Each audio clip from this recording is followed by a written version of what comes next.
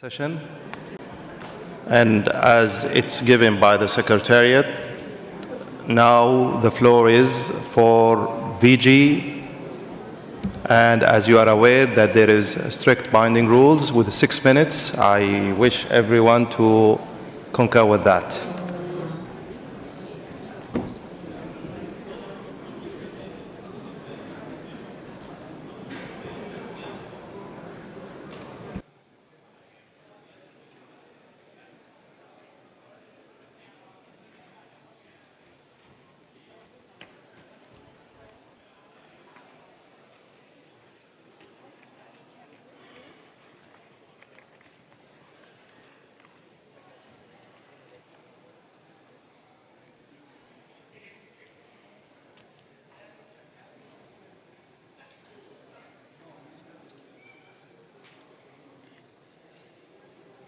The Honorable Chair, the Honorable Speaker from Oman, and the Acting President of the 152nd Assembly, the Honorable Speakers and Members of Parliament, distinguished guests, I first acknowledge and thank through the government and the people of Turkey their kindness and their hospitality to my delegation on my arrival.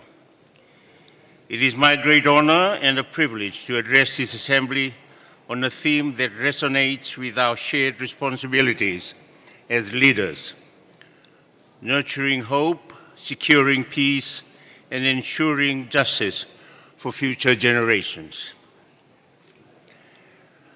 Rather than just talking of general principles and high ideals that we aspire to, I would like to talk about actions, how we in Fiji and the Fiji Parliament are talking or taking concrete actions and steps to put into practice these aspirations. At a time of global uncertainty marked by inequality, climate risk, technological upheaval, and waning trust in institutions, small island developing states like Fiji face these challenges directly. Parliament stands at the heart of Fiji's democratic response, turning citizens' aspirations into action through lawmaking oversight, representation, and budget scrutiny.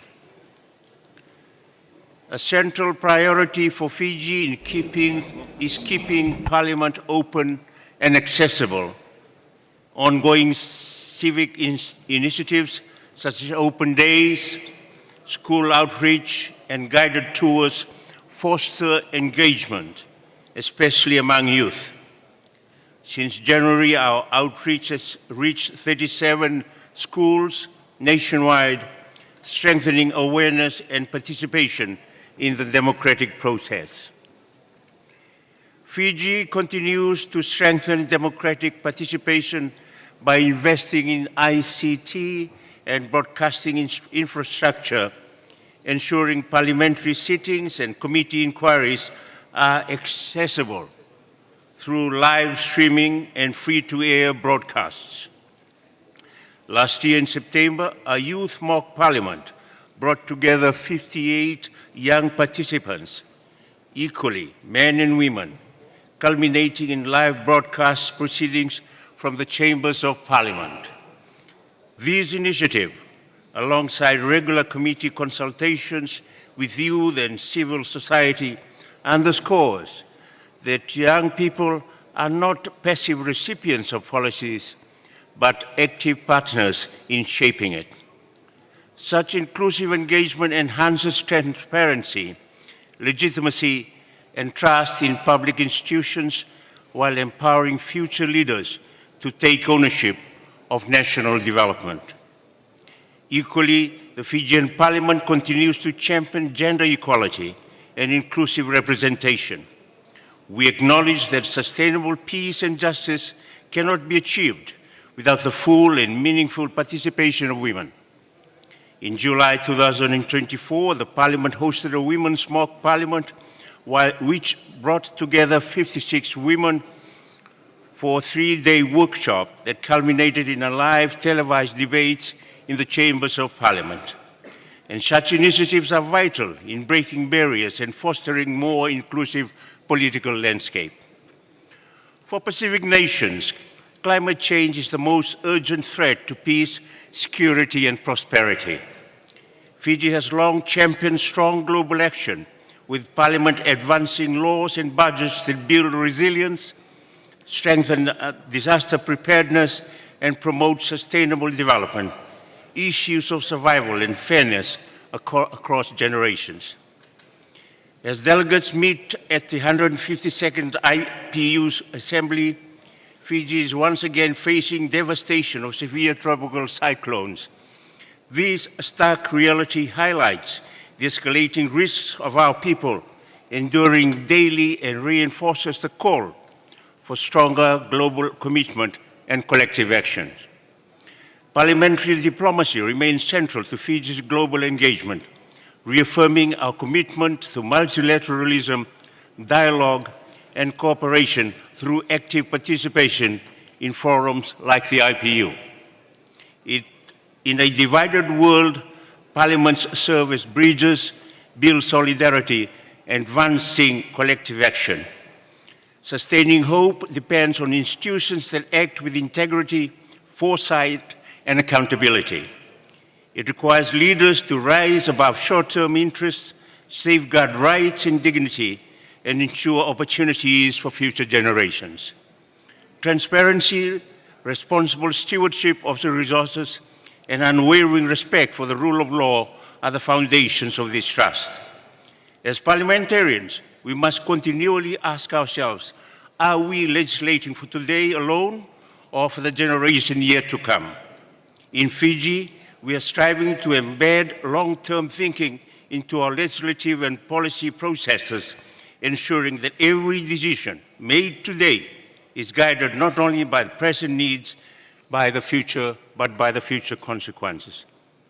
Let us remember that hope is not something we inherit. It is something we create. Peace is not something we assume. It is something we build. And justice is not something we declare. It is something we uphold every day through our actions. The future is watching. Let us act with unity and purpose to ensure that the generations that follow inherit a world defined not by uncertainty, but by opportunity, dignity, and lasting peace. Thank you. Thank you. Thank you very much. And now, shall I give the floor to Morocco, followed by Côte d'Ivoire. So I wish the head of delegation to be ready.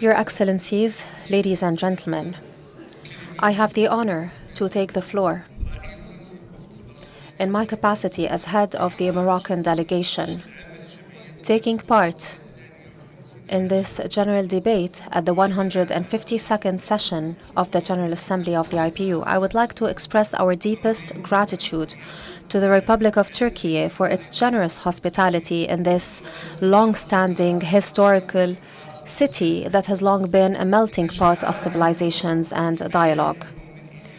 The slogan, or rather theme, of this general debate, focusing on peace, hope, and justice, reflects our responsibility as parliamentarians.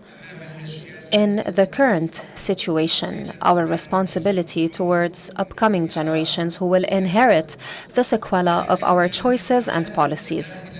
As a matter of fact, the intrinsic crises that we are witnessing today, especially in the Middle East region, and its ramifications in terms of security and humanitarian challenges that are truly unprecedented, all uncover an intertwined link between insecurity and lack of peace and stability. This calls upon us to take joint action, to devise a joint vision and strategy to peacefully settle disputes through diplomatic means and dialogue. In this regard, we should like to underscore the position of the Kingdom of Morocco condemning with the strongest of terms the aggressions targeting the sovereignty and stability and security of Arab territories, namely GCC countries. We express our full solidarity and unconditional support with Gulf countries in all the measures that they choose to take to defend their sovereignty, independence, territorial integrity, security, and safety for its residents and citizens.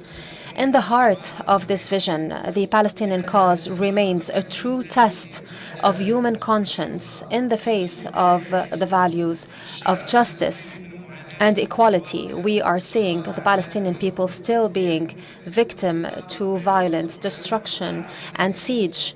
This has deep and severe consequences for the rights and liberties of individuals. It is therefore imperative and it is a moral and human responsibility for us to put an end to their plight. We cannot envisage a stable and secure future without finding a just and peaceful solution to this conflict. Ladies and gentlemen,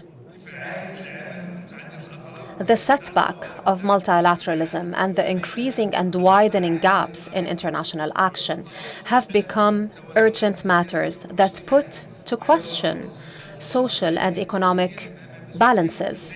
The IPU has a growing responsibility to discharge in finding political solutions to establish peace, security, and build trust, because this is a precondition for peace and sustainable development.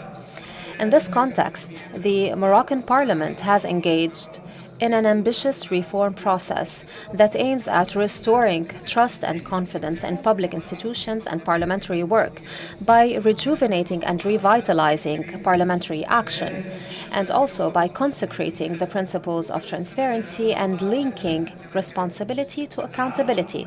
We have laid down 3 pillars. First of all, sustainability and guaranteeing that future generations do not have to pay the price for our current choices. Second, integration of the capacities that we have available and also benefiting from the technologies and potentials of the future. And third, promoting the capacity of Morocco to respond to external and regional shocks.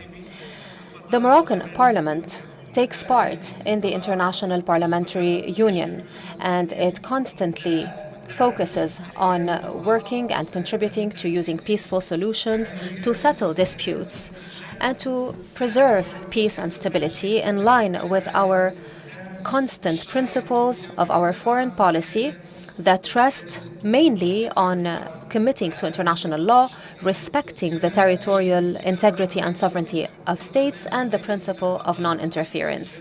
We call upon the IPU to create a wider space for collective action by holding more multilateral and international functions and events, and also participating in the Parliamentary Forum for Interreligious Dialogue and the Dialogue of Civilizations. All of these initiatives provide a space for consultation and to also seek together answers to the challenges of today. This process is a solid one, but it necessitates legislative action to adopt real, tangible laws and texts that contribute to implementing these goals. We have adopted a lot of policies to improve the health and social sectors. We have also focused on keeping up abreast with the challenges in terms of technology, digital transformation, artificial intelligence, in addition to the protection of rights and freedoms and guaranteeing the success and sustainability of public policymaking.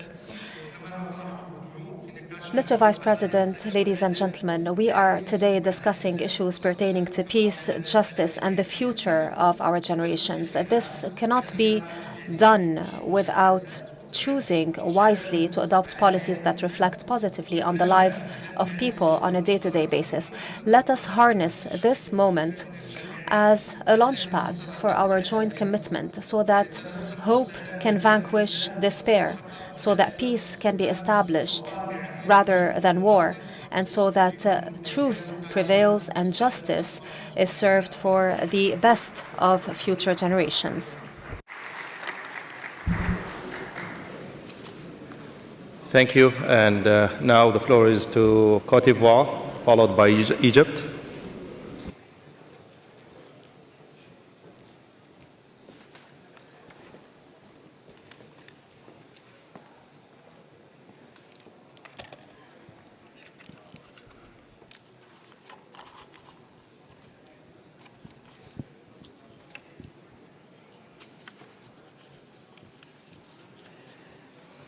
Monsieur le Président, Mesdames et Messieurs les Présidentes, distingués participants, je prends la parole en mon nom propre et au nom de Monsieur Jérôme President, chairs, participants, I'm taking the floor in my own capacity and on behalf also of the Speaker of the National Assembly of Côte d'Ivoire, Jean-Patrick Hachi.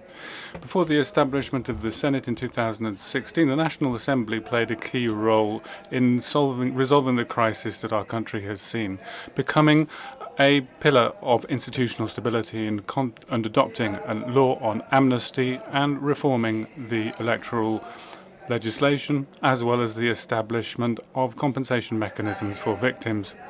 With the creation of the Senate in 2016, the Parliament of the Côte d'Ivoire strengthened this dynamic, assuring greater representation of territorial communities and the Ivorian diaspora. Dear colleagues, distinguished participants, the topic for this general debate cannot simply be seen as a simple invitation to reflect, but rather it is a call to immediate and resolute action. In the Côte d'Ivoire, our recent history has taught us that hope and peace are not something that are decreed from above, and that justice is not something that can be delayed. First of all, we need to cultivate hope. That re-establishes the link between the state and the citizens through transparency, effectiveness, and proximity to public action.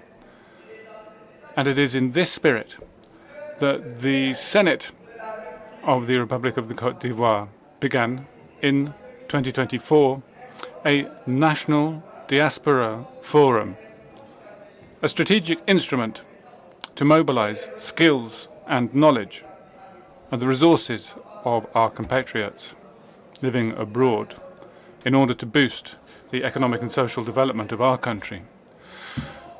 And as an extension to this, in March 2026, we organized an international symposium on territorial communities, focused on the acceleration of the decentralization process, and then consolidating peace, refusing cliches in order rather to confront with clarity and determination the root causes of our fragility, ongoing inequalities, exclusion based on specific mechanisms, and perceived injustice. Our Parliament is fully committed to its mission of oversight of government action and assessing public policy in order to guarantee that they are constantly in step with the legitimate expectations of the population. At the level of parliamentary democracy, and as part of a multilateral approach, the Association of African Senates was created in 2024 in order to harness together the action of the upper houses of the continent throughout the continent, focusing on the imperative of peace, stability, democratic government and sustainable development. And finally, securing justice for future generations is a rejection of procrastination and a choice for anticipation, responsibility, lucidity. Economically, what that means is investing in education which is the prime lever for structural transformation. In this way, we can guarantee young generations a future which is more educated, more competitive, and more productive. Environmentally, what this means is the systematic consideration of climate issues in public policy at the local level. From the technological perspective, and in the area of AI, innovation needs to be clearly guided, regulated, and oriented towards the service of human progress. I'd like particularly to focus on three major areas for work, ladies and gentlemen. First of all, we need to establish in each one of our parliaments mechanisms, standing mechanisms, that follow up the recommendations coming from conferences in order to ensure that they are transposed into effective public policy.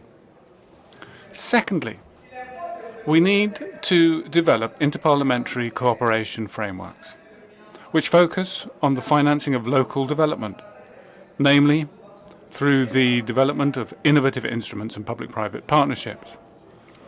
Thirdly, we should draft a parliamentary charter on ethical AI. AI which is ethical, inclusive, and adapted to the day-to-day reality of our societies. Ladies and gentlemen, the Parliament of the Côte d'Ivoire is fully committed to this path and looks forward to advancing by your side in a spirit of solidarity and action. Thank you. Thank you, Madam Speaker. And now the floor is to Egypt, followed by Kazakhstan.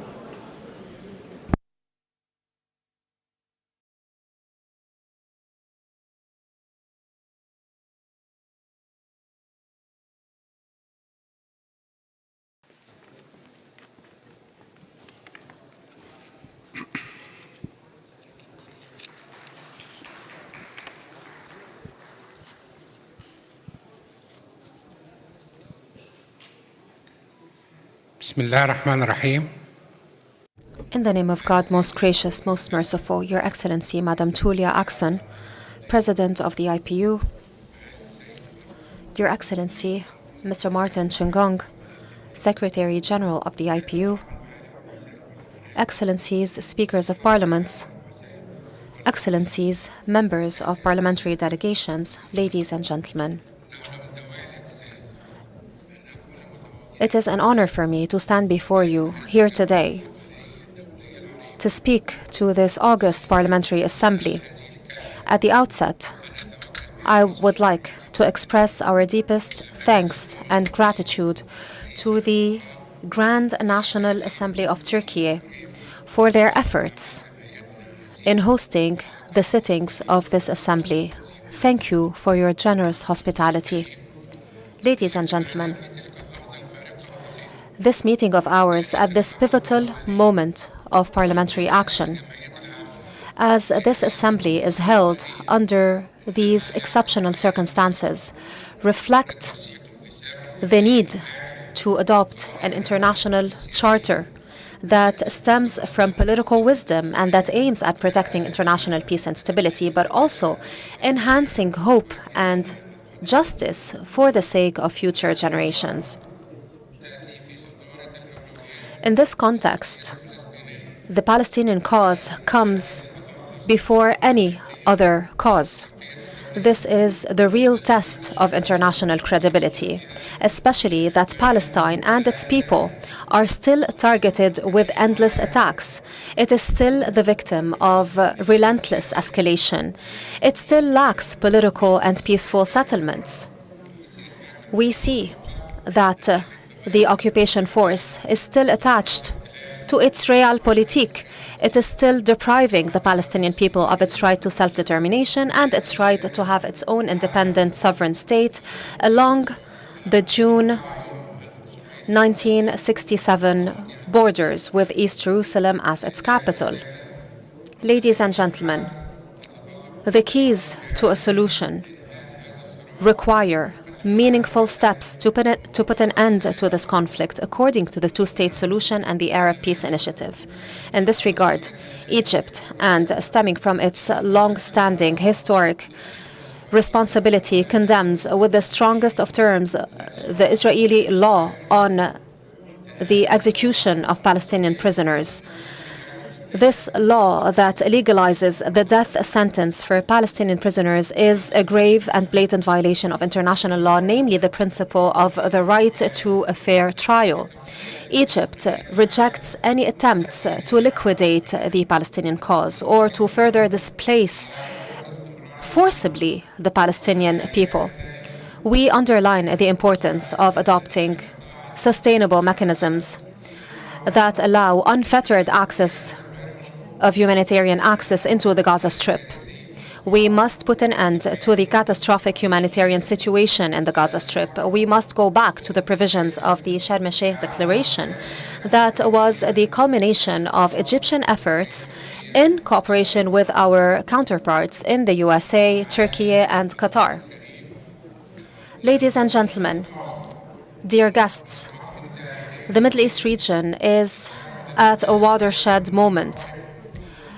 We see that the future holds very grave consequences that would undermine international peace, security, and stability.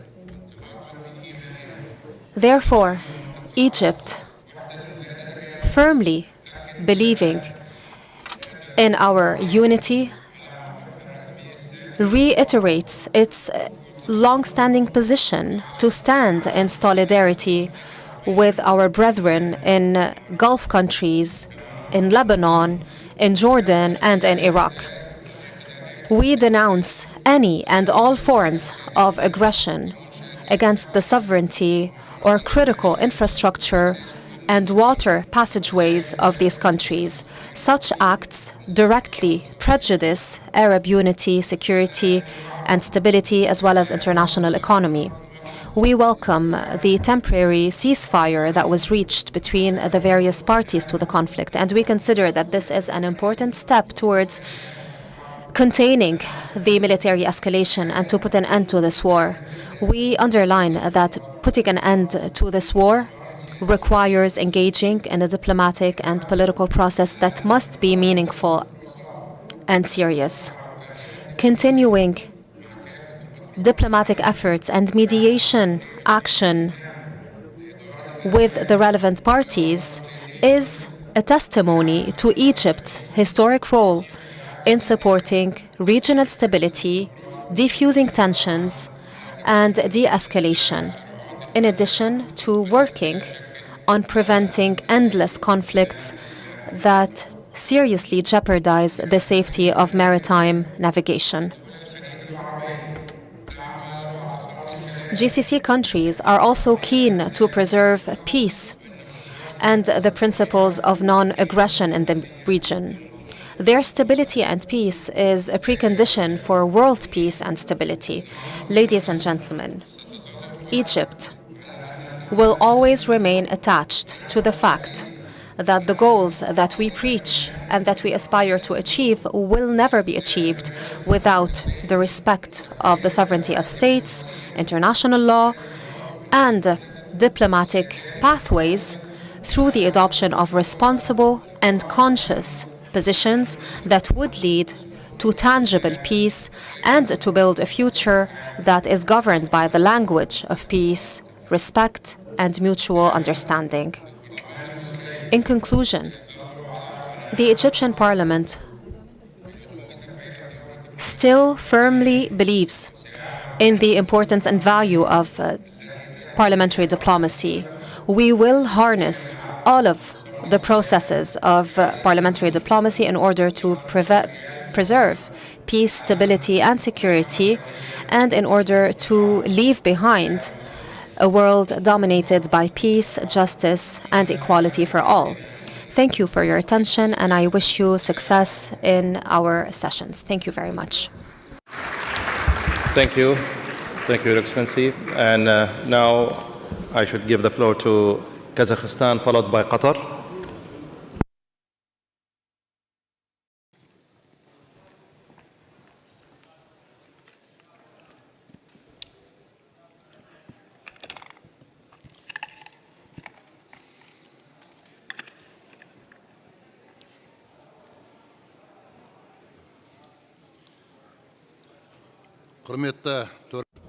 Dear Chairman, dear distinguished participants of the Assembly, first and foremost, I'd like to express my sincere gratitude to the Grand National Assembly of Turkey and its Speaker, the Honorable Mr. Nurman Kurtulmuş, for the high-level organization of the 152nd Assembly of the Interparliamentary Union, as well as for the great warmth and hospitality extended to us. Dear colleagues, we are living in a complex and volatile world where the authority of international law is weakening. Conflicts are escalating and economic crises are becoming widespread. Natural and man-made disasters, as well as new types of highly dangerous weapons utilizing artificial intelligence, are further exacerbating the situation. Global challenges such as illegal migration, human and arms trafficking, and drug smuggling are also on the rise. In such circumstances, the role of parliamentary diplomacy becomes increasingly vital. It is aimed at strengthening respect, trust, and cooperation between states while ensuring the absolute protection of international law. The theme of today's gathering is nurturing hope, securing peace, and ensuring justice for future generations. This can be regarded as our collective appeal to parliamentarians worldwide, distinguished colleagues. Kazakhstan has always advocated for strict adherence to the United Nations Charter, open and constructive dialogue alongside the peaceful resolution of conflicts. These are the fundamental principles of our country's foreign policy, consistently implemented by the President of Kazakhstan, Kassym-Jomart Tokayev. Our state remains committed to a robust and proactive peace-loving policy. As you know, Astana and Almaty have repeatedly served as platforms for negotiations. Our country contributes to the strengthening of international peace and security as part of United Nations missions. For 3 years now, our national peacekeeping forces have been participating in maintaining the ceasefire and stabilizing the situation in the Golan Heights. We, along with our neighbors in Central Asia, are deeply conscious of the great responsibility toward future generations for peace and security in the region. Today, Central Asia serves as a model of harmonious and multi-vector diplomacy. Border issues between the countries of the region have been fully resolved, and major joint infrastructure projects in hydropower, transport, and logistics are being implemented. The Parliament of Kazakhstan is directly involved in all these efforts. Kazakhstan strives to ensure the timely implementation of all items on the Sustainable Development Agenda. Extensive work has been done to integrate the Sustainable Development Goals into state policy, the economy, and the social sphere. There is a special commission for monitoring the implementation of the Sustainable Development Goals operating within our parliament. With the support of the United Nations General Assembly, the UN Regional Center for the Sustainable Development Goals for Central Asia and Afghanistan was established in Almaty. It is intended to become a practical mechanism for mobilizing effort toward achieving the Sustainable Development Goals in our region. Kazakhstan attaches special importance to food and water security, as well as adaptation to climate change. Next week, on April 22nd-24th, the Regional Ecological Summit will be held in Astana with the support of the United Nations.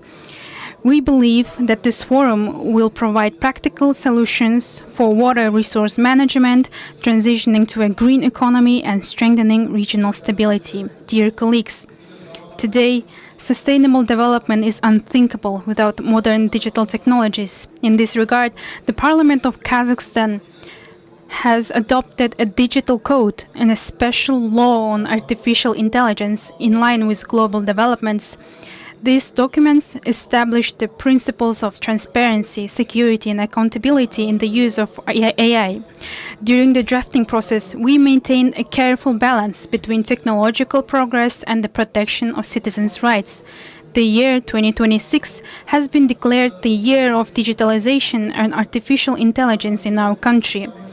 We are currently implementing a large-scale plan for digital transformation, ranging from the economy to public administration. Esteemed colleagues, In my view, the core essence of our discussion today is the concept of justice. Indeed, today there is a very high demand for justice throughout the world. This primarily concerns the relations between the state and society and between the state and the citizen.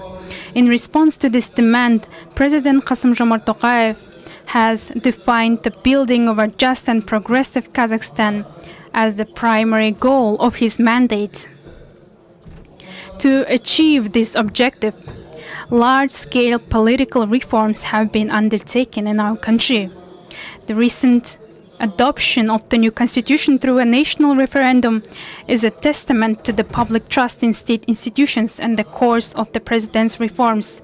Throughout the entire text of the constitution, primary priority has been given to the principle of placing human interests above all. The concept of the state for the people, not the people for the state, has been enshrined at the constitutional level. The balance between strong president, influential parliament, and accountable government has been firmly established. Within these reforms, we are transitioning from a bicameral parliament to a unicameral system.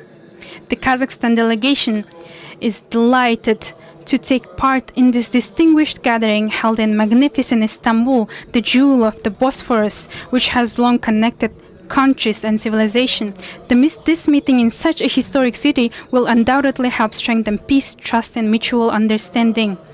I wish all participants of this important event meaningful discussions, productive cooperation, and great success. Thank you for your kind attention. Thank you. Thank you, Your Excellency. And now, shall I give the floor to Qatar, please? Okay. And I should leave now. I'll hand it over to Madam Speaker. Okay. Thank you.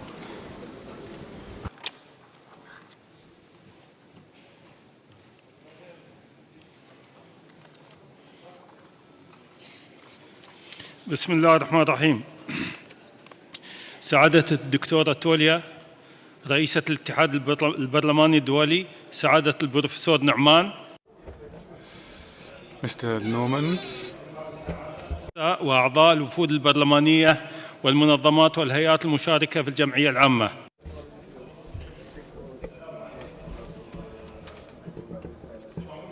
هل كلمتي أن أنقل لكم تحيات أعضاء. First of all, please allow me to greet you on behalf of the Qatar Shura, who extend their wishes for our success. Thank you also to Turkey, hosting this meeting in difficult circumstances marked by an unprecedented escalation. Ladies and gentlemen, our topic for discussion is peace, justice. But there is a gap between what we see in the world and these principles.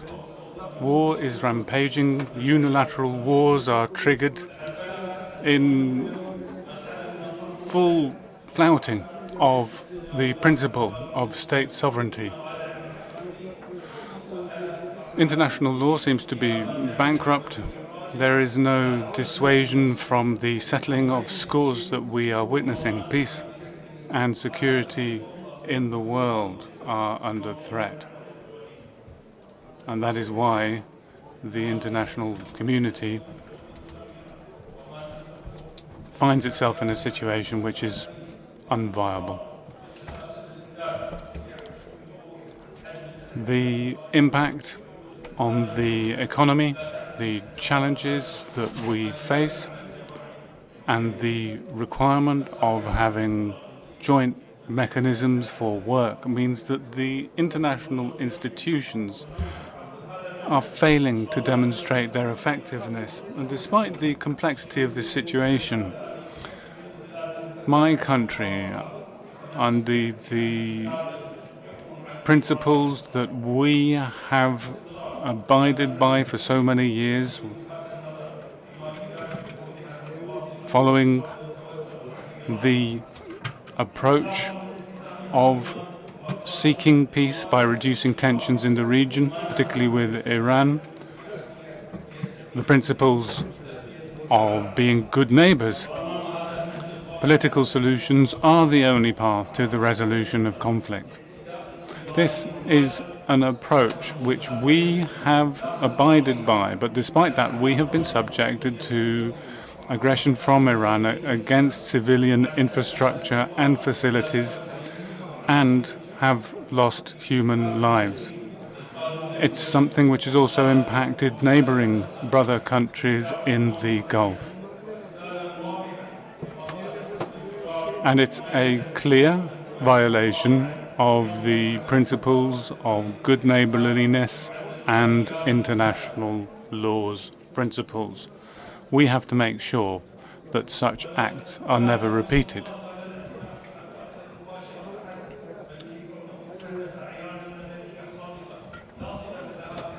The danger that these incidents have is the impact on civilian life. And that impact makes these attacks all the more unacceptable because they undermine stability. There is a flagrant difference between the political discourse that we hear and the practice that we see. Up to what point are the principles of international law being respected? Israeli aggression continues against Palestinian territories, and in other countries, further violations are being committed, which only undermines stability even further and weakens international responses to this situation. So we find ourselves in a situation where, as parliamentarians, we are called upon to improve the international system, to make those steps that will strengthen the respect of human rights. That is what we have repeatedly called for in many international fora. So on that basis, and in recognition of our responsibility, together with Australia, Turkey, France, Brazil, Zambia, Poland, with the support of GRULAC and the Arab group and the African group of the Union, with Qatar, has submitted a proposal for an emergency item on the preservation of the ceasefire and the establishment of a basis for peace in the Middle East and throughout the world. It's a proposal that reflects just how delicate the current situation is and underscores the importance of arriving at a sustainable solution. The effectiveness of an international mechanism is a must for all of us. So we need to lay the foundations for this. So for all of this, and in light of the strategy for the IPU 27 to 30, we need to recognize those elements that will help us pursue and achieve international peace. May peace be with you all. Right of reply. Madam Chairman. I allow it. Yes, agreed. Agreed. At the end of the session, 2 minutes from this. Right of reply.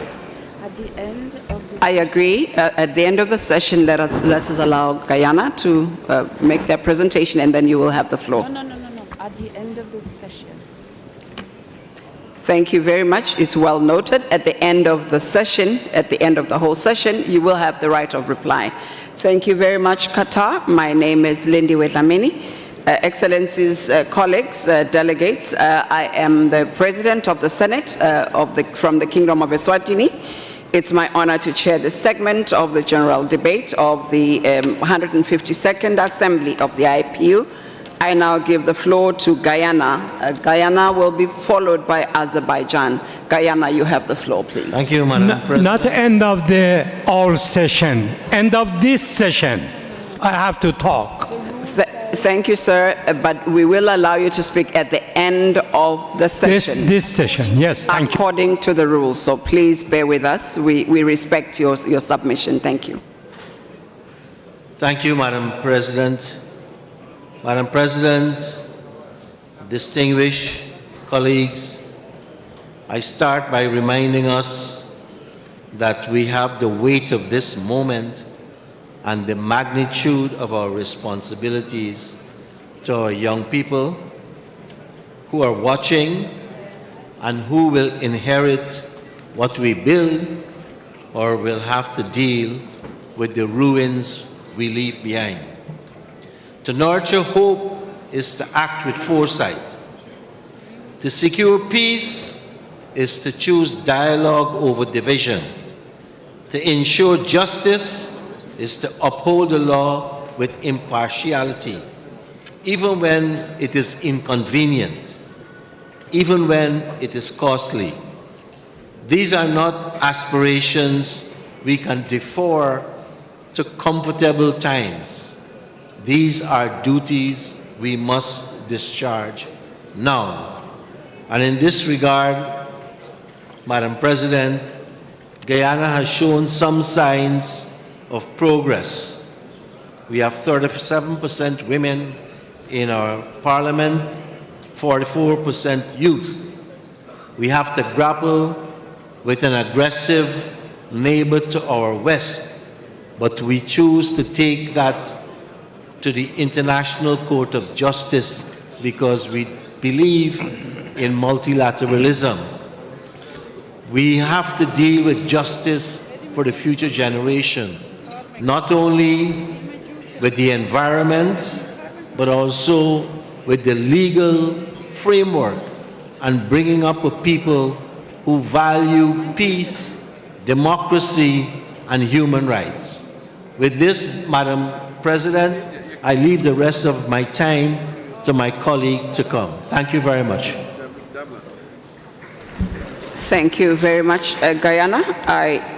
I now give the floor to Azerbaijan. Azerbaijan will be followed by Senegal. Thank you. Azerbaijan, you have the floor.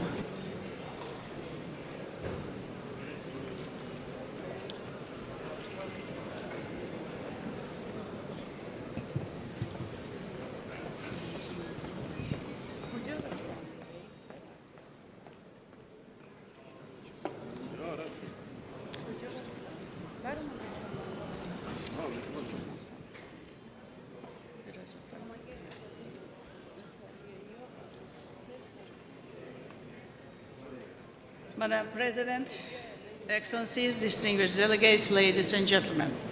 It's a great honor to address this audience on behalf of the Parliament of the Republic of Azerbaijan at the 152nd Assembly of the IPU in Istanbul.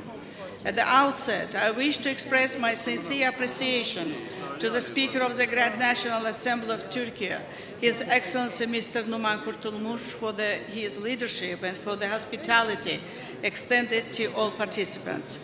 Dear colleagues, we meet today at a time of growing uncertainty. Conflicts persist, tensions are rising, crises are deepening, and inequalities continue to widen. These trends risk undermining the foundations of peace and justice. Climate change is immediate and demands urgent action.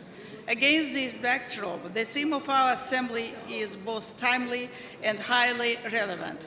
It calls on us to act collectively and responsibly. Distinguished delegates, despite existing shortcomings, multilateralism remains indispensable. There is no alternative to a rules-based international order with the United Nations at its core. What is needed is stronger commitment, respect for international law, and consistency. As parliamentarians, we must promote peace, uphold justice, and ensure that future generations are reflected in our decisions. In this context, I would like to especially highlight the role of Interparliamentary Union. Being the oldest and the largest interparliamentary organization, the IPU plays an enormous role in making our voice heard more strongly in global governance. Through tireless devotion to shared ideals, it brings us together for the realization of goals and aspirations that drive our parliaments forward. Ladies and gentlemen, the focus of this assembly on youth is both timely and essential. Young people are not only beneficiaries of policy, they are active agents of change. It is our responsibility as parliamentarians to ensure that their voices are heard, their potential is realized, and their participation is meaningful. In this regard, the United Nations Declaration on Future Generations, adopted in 2024, is of particular importance as it calls for inclusive and forward-looking policies aimed at sustainable development. In Azerbaijan, youth policy is a strategic priority. To this end, the Parliament of Azerbaijan has established a comprehensive legislative and institutional framework, including the law on youth policy. Numerous state programs have been successfully Numerous state programs have been successfully implemented to support young people, including initiatives facilitating education abroad, promoting employment, and enhancing youth participation in public administration. Programs such as Yükseliş, meaning ascension, have proven particularly effective in motivating and empowering young individuals. Azerbaijan also actively promotes international youth engagement through platforms such as Youth Forum and Volunteer Forum, fostering solidarity and encouraging contribution to global challenges.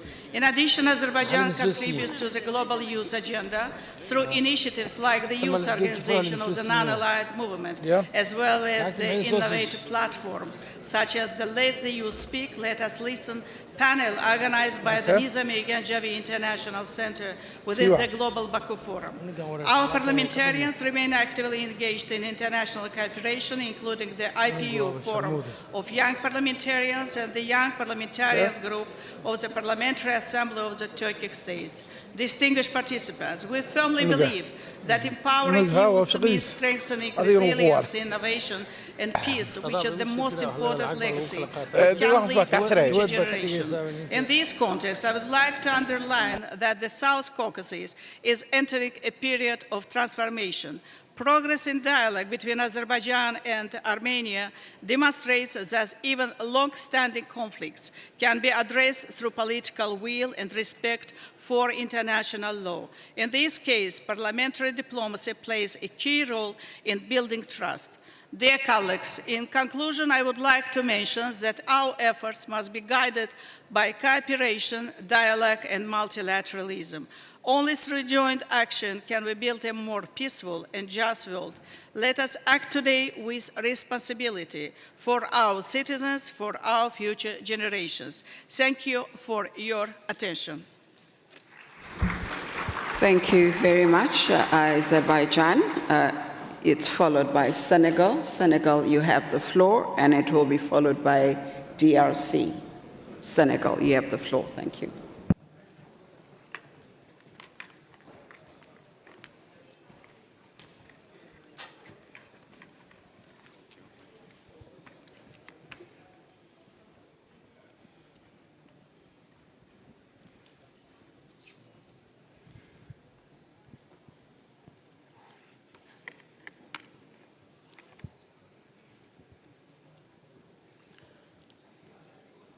Assalamu alaikum wa rahmatullah.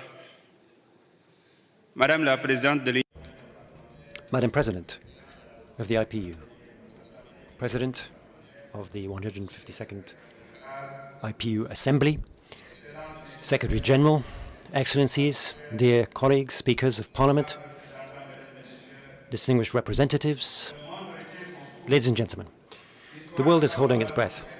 History seems to be speeding up, accelerating. And what are we doing about it? Are we ready to assume our democratic and historic responsibility? Perhaps never has humanity faced so many crises in such a short space of time. There are cascading crises, interlinked crises, and fragilities, weaknesses are being exacerbated. There is more and more investment in armies. International law is being flouted and human life not respected. It's the law of the jungle. And in fact, the rule of law must win out, because history has shown us that each period in history faces its own challenges. And there are some more silent conflicts which may not be so evident, but we have so many other challenges, such as food insecurity, AI, developing technologies, all of these which are confronting us with new challenges in our democracies and for humanity itself. So what's absolutely vital in the face of these historical developments is that we need to face up to the fact that the world is falling into chaos. Are we in a position to continue to build peace, justice, and dignity for the world? Aren't we endangering the future of our children? Or will we choose to ensure the collective responsibility that we have towards future generations? So it's our duty. It's our duty to step up to the plate and say what we are ready to defend and what we are ready to see disappear if we don't do that, because we need to build a common future together now. So, honourable parliamentarians, in the light of the pandemic just a few years ago, humanity managed to come together and step up to the plate, cooperate and share, and show that it makes a single community together, and we have a common fate. So I call on all of you to show your true colours and reveal our collective intelligence, which just a few years ago enabled us to overcome that challenge. Because unlike the pandemic, current crises aren't accidents. They are choices, the outcome of political decisions, and the cost of our silence. And so we should remember that the future is never guaranteed. We shouldn't take it for granted. It is built through our own courage and determination. The international multilateral system is showing its limits. It is shaking. It is inefficient. It's paralyzed. So it's up to us to take action. It's up to parliamentarians to restore trust in cooperation, to make it fairer, more inclusive, and more faithful for the people who we are supposed to represent, to demonstrate that parliamentary democracy isn't just a silent bystander, but we are far-sighted and determined to face up to the challenges that will help us to build a future together. So please, let us nurture hope, secure peace, and ensure justice for future generations. Remember that hope without taking action is simply a mirage. Peace without justice is just a fragile ceasefire, just a bracket which will close. Justice without memory is simply renouncing the ability to take action. So what should we do? We need to take action to ensure peace. From a young age, peace cannot simply be legislated for. It is transmitted, it is learned, it needs to be taught. And so young people must be involved in this project. They are not just the future, they are the present. And they are demanding more opportunities to participate and to understand and to contribute to society. So it's up to us to give them that opportunity, to listen to them, to integrate them into our work, because a democracy that ignores youth condemns itself to be irrelevant. Therefore, thinking of future generations is our duty, and we mustn't pass on to them our debts, our wars, and our silence. We have a duty to give them a livable and fairer world, and that is a moral, political, and historical duty. And parliaments have a role to play. Parliaments exercise an oversight function of their governments. They are counterbalances to the governmental branch, and they are the voice of those who don't have a voice. And so therefore we must try to include. And that's why Senegal has undertaken thorough reforms. We want to have a parliament that has that oversight function. We want to ensure that it is effective, that it is transparent, and that it is useful. So, ladies and gentlemen, ensuring justice for future generations also means rethinking our global architecture.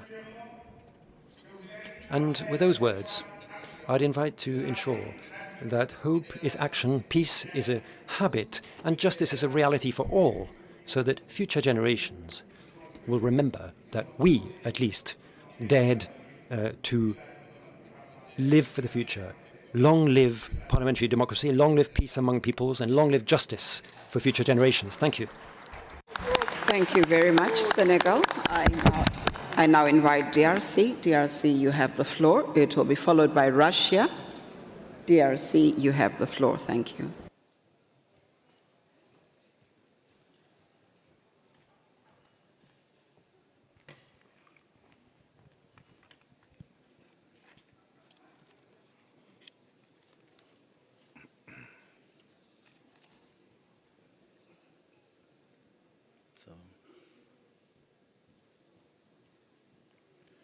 Madame la Présidente, Madam President of the IPU,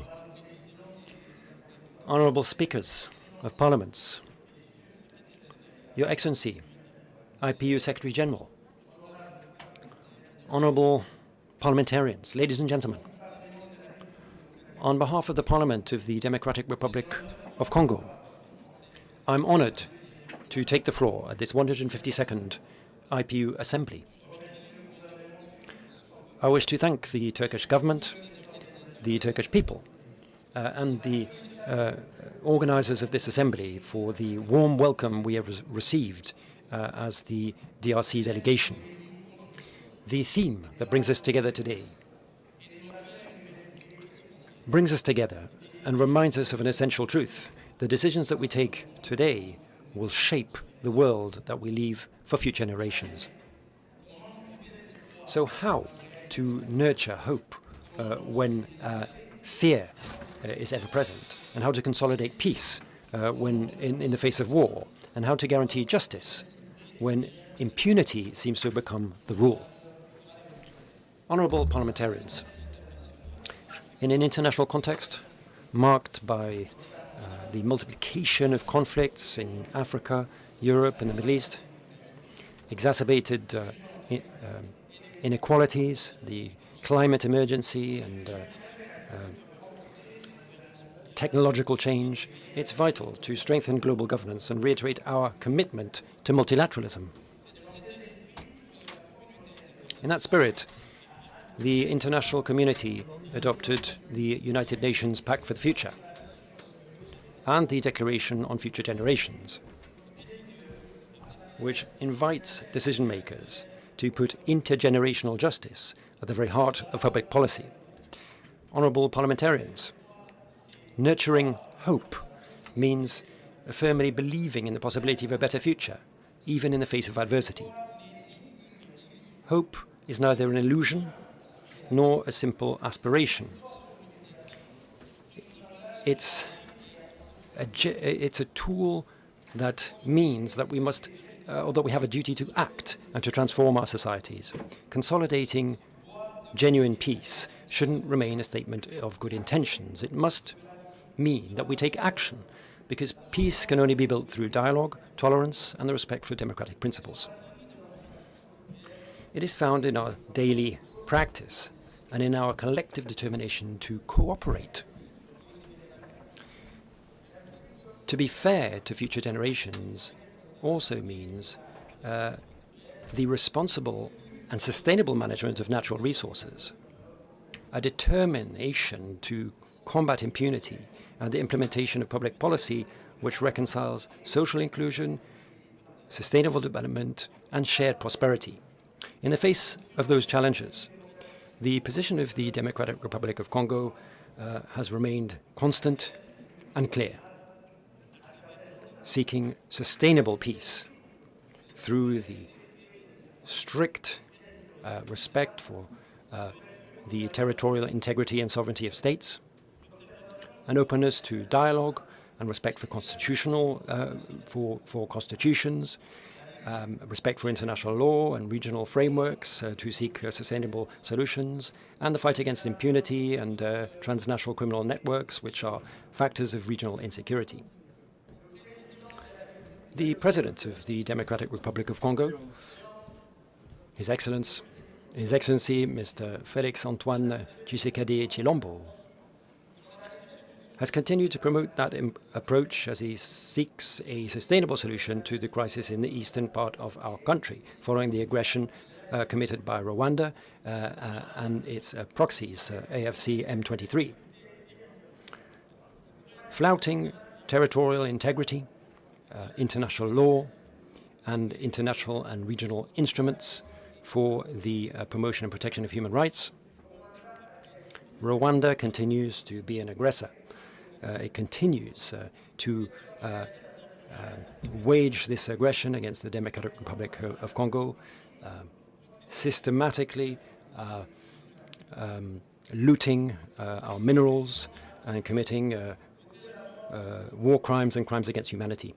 So far, more than 10 million people have been killed. There are more than 6.7 million internally displaced and hundreds of thousands of refugees around the region. And the United Nations estimates that one woman is raped every 4 minutes.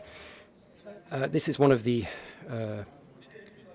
most shocking humanitarian emergencies of modern times. And this situation is severely jeopardizing the future of future generations in our sub-region. Honourable parliamentarians, in our collective effort to nurture hope and consolidate peace, there remains a very concerning reality, and that is the persistent difficulty of enforcing international commitments which have been undertaken freely. Numerous UN resolutions, various agreements between countries are not having an impact on the ground because of a lack of effective monitoring mechanisms and a lack of sincere political will. Now, this situation weakens the credibility of our international order. We need to show collective responsibility to ensure the rule of law wins out over the law of the jungle. And it's vital that our assemblies recall multilateralism and ensure that there is a positive dynamic to set in place a new pact for a fairer world. Future generations mustn't suffer from the challenges to peace that we see today. Parliamentary diplomacy shouldn't be seen as simply a support for classic diplomatic action, but it must be a key lever, a tool. Parliaments bring peoples together. They facilitate dialogue. And they help to transform tensions into opportunities for cooperation. Honourable parliamentarians, for the future generations we hope to protect, we have a duty not to fail, and history will judge our ability to transform our speeches into actions. For my country, the Democratic Republic of Congo, nurturing hope, consolidating peace, and ensuring justice for generations are not abstract concepts. They are vital emergencies which we must face up to. Thank you very much. Thank you very much, DRC. Thank you. We now have Russia. Russia, you have the floor. After Russia, we'll have Pakistan. Thank you. Russia, you have the floor.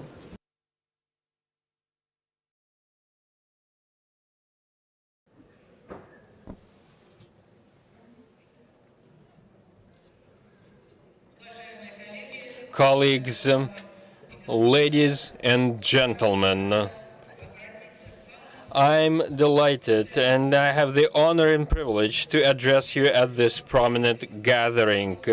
I would like to thank the IPU and its leaders for the wonderful and perfect arrangements for this meeting, and I would like to thank Turkey, the Turkish side, and commend Turkey for its traditional hospitality.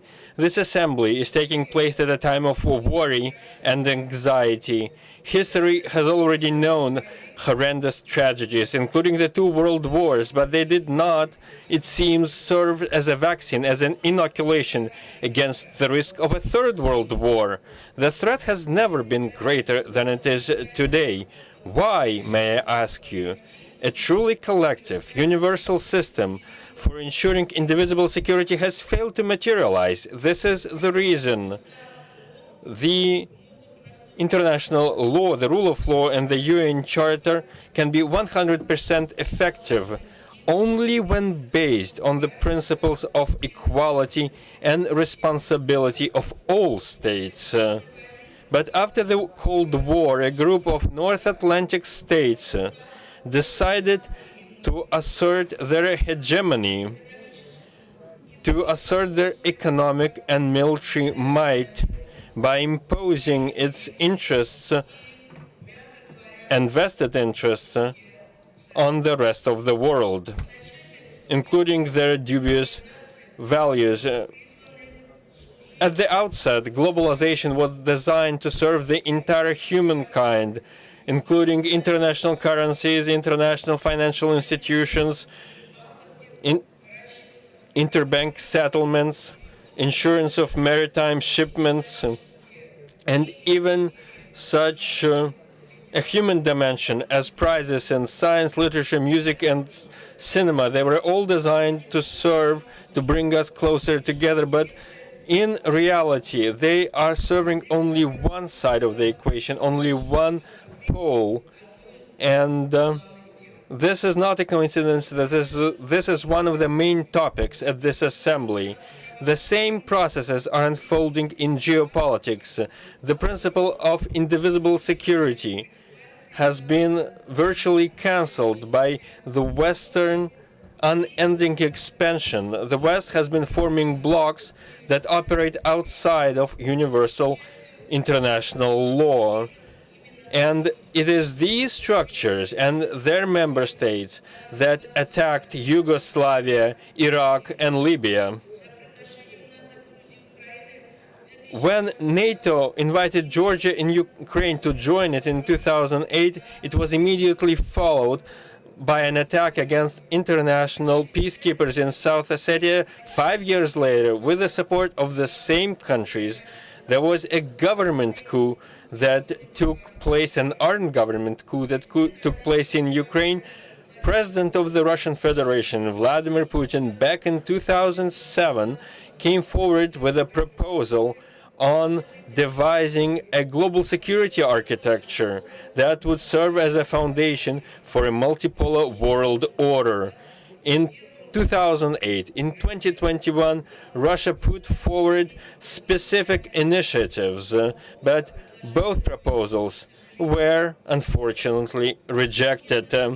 So many conflicts in Europe, in Afghanistan, and in the Middle East, including the ongoing escalation in and around Iran, all these conflicts could have been prevented if, instead of the right makes might principle, instead of this rules-based order and who knows what rules and where they come from, if instead the UN Charter and indivisible security prevailed along with international law for all countries and all nations. After all, the consequences of aggression are a threat for all. The war in the Middle East made the situation worse with hunger and poverty across the planet. It resulted in a large-scale energy crisis. There is this growing migration disaster and an environmental disaster.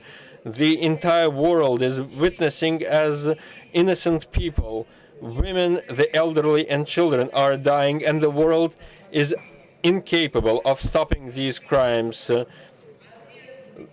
The morality and the rights were infringed upon by those who act without a mandate from the UN Security Council.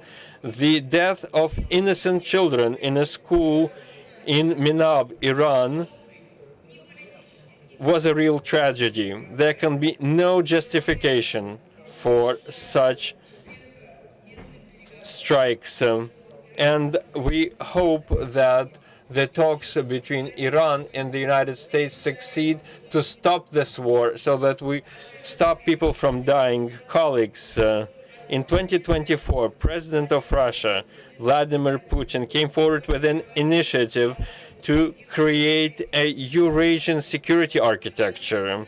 It would not be designed to counter anyone or targeted against anyone, and it is not designed to replace the international connections we have and ties we have today. It is open and inclusive for everyone in Asia, in Europe, and the Eurasian Charter for Diversity and Multipolarity in the 21st century could serve as its foundation.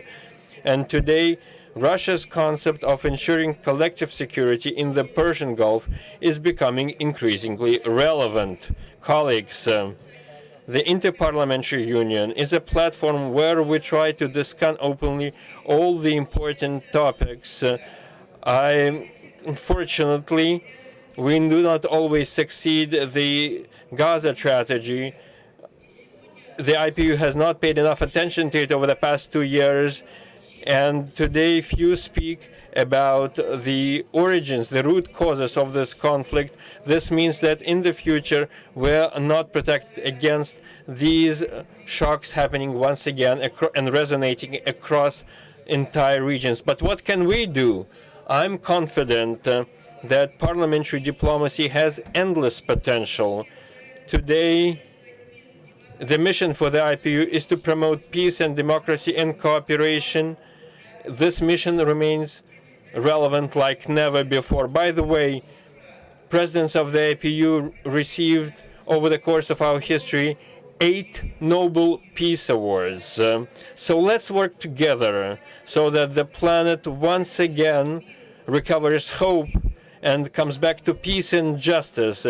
But this is only possible in a multipolar world with greater justice for all. Thank you for your attention, and I wish you fruitful discussions. Thank you very much, Russia. Thank you. We now invite Pakistan. Pakistan, you have the floor. Pakistan will be followed by Gabon. Thank you. Pakistan.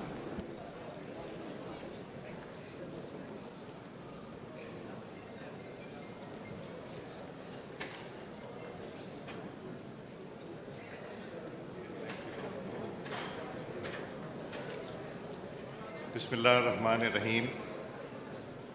Honorable President, Honorable Secretary General, who's not here as yet, distinguished speakers, parliamentarians, ladies and gentlemen, Assalamu alaikum wa rahmatullahi wa barakatuh. It's an honor for me to address the 152nd Assembly of the Interparliamentary Union in Istanbul. I thank the Grand National Assembly of Turkey for its warm hospitality. The theme for our today's debate, nurturing hope, securing peace, ensuring justice for future generations, is a test of our role as parliamentarians. The global order established 80 years ago by humanity collectively, will and wisdom at a point of inflection. The international community faces a deeply troubling landscape of unresolved conflicts, festering disputes, and new and escalating crises. Around the world, unresolved disputes have morphed into prolonged conflicts. The flames of war rage in several regions across the globe. The crises have inflicted untold human suffering, displaced millions, and undermined our collective faith in the international system's ability to deliver justice and peace. Pakistan remains a firm believer in the promise and power of parliamentary diplomacy as an instrument of hope for trust building and cooperation essential to conflict prevention and resolution.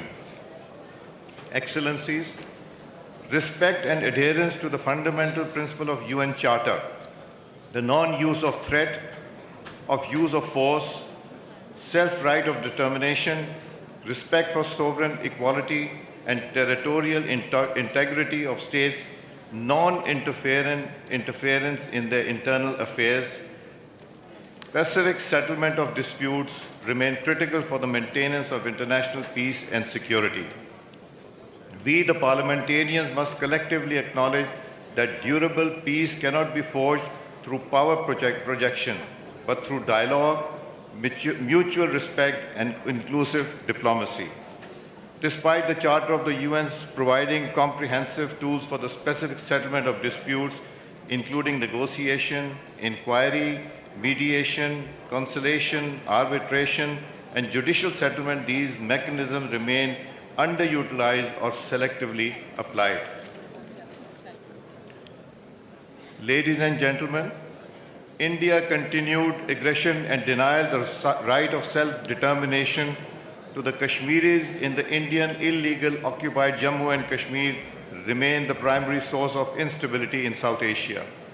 Jammu and Kashmir remain an international recognized dispute territory. The final disposition of such is to be made in accordance with the relevant UNSC resolutions and as per the aspirations of the people of Kashmir. India must also reverse its unilateral and illegal measures it has taken since 5th May 2019 in the Indian occupied held Jammu and Kashmir. However, instead of peaceful resolution of outstanding disputes, India has adopted a threatening rhetoric, and aggressive posturing by India is also a matter of concern. India illegally moved to hold the Indus Water Treaty in abeyance is highly irresponsible and constitute a blatant violation of international law, the treaty itself and the establishment norms of interstate relations. This weaponization of water has become an ever-present trigger for conflict in South Asia with far-reaching implications. Pakistan is fully entitled to take all appropriate steps to safeguard its due share of water as guaranteed under the treaty.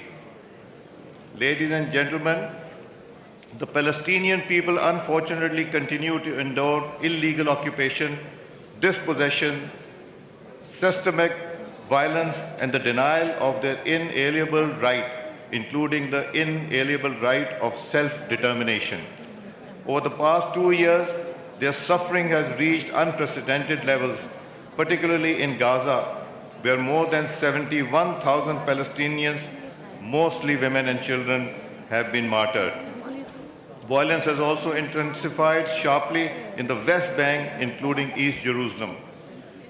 Despite the grim realities, the international community has pursued a path towards hope and peace. The United Nations High-Level Conference in July and the UN General Assembly endorsement of the New York Declaration last year established a multilateral pathway to a Palestinian statehood. Efforts by the United States, led by President Donald Trump and supported by Arab Islamic countries, including Pakistan, advanced the Gaza peace plan. Pakistan believes that a time-bound and irreversible political process anchored in relevant UN resolution must lead to the establishment of a sovereign, independent, and contiguous state of Palestine on the basis of pre-1967 borders with Al-Quds al-Sharif as its capital. That this is the guarantee for durable peace and stability in the region. Ladies and gentlemen, Pakistan seeks an immediate end to the ongoing conflict in the region and has been carrying out intensive diplomatic efforts to facilitate dialogue and diplomacy. I would like to reiterate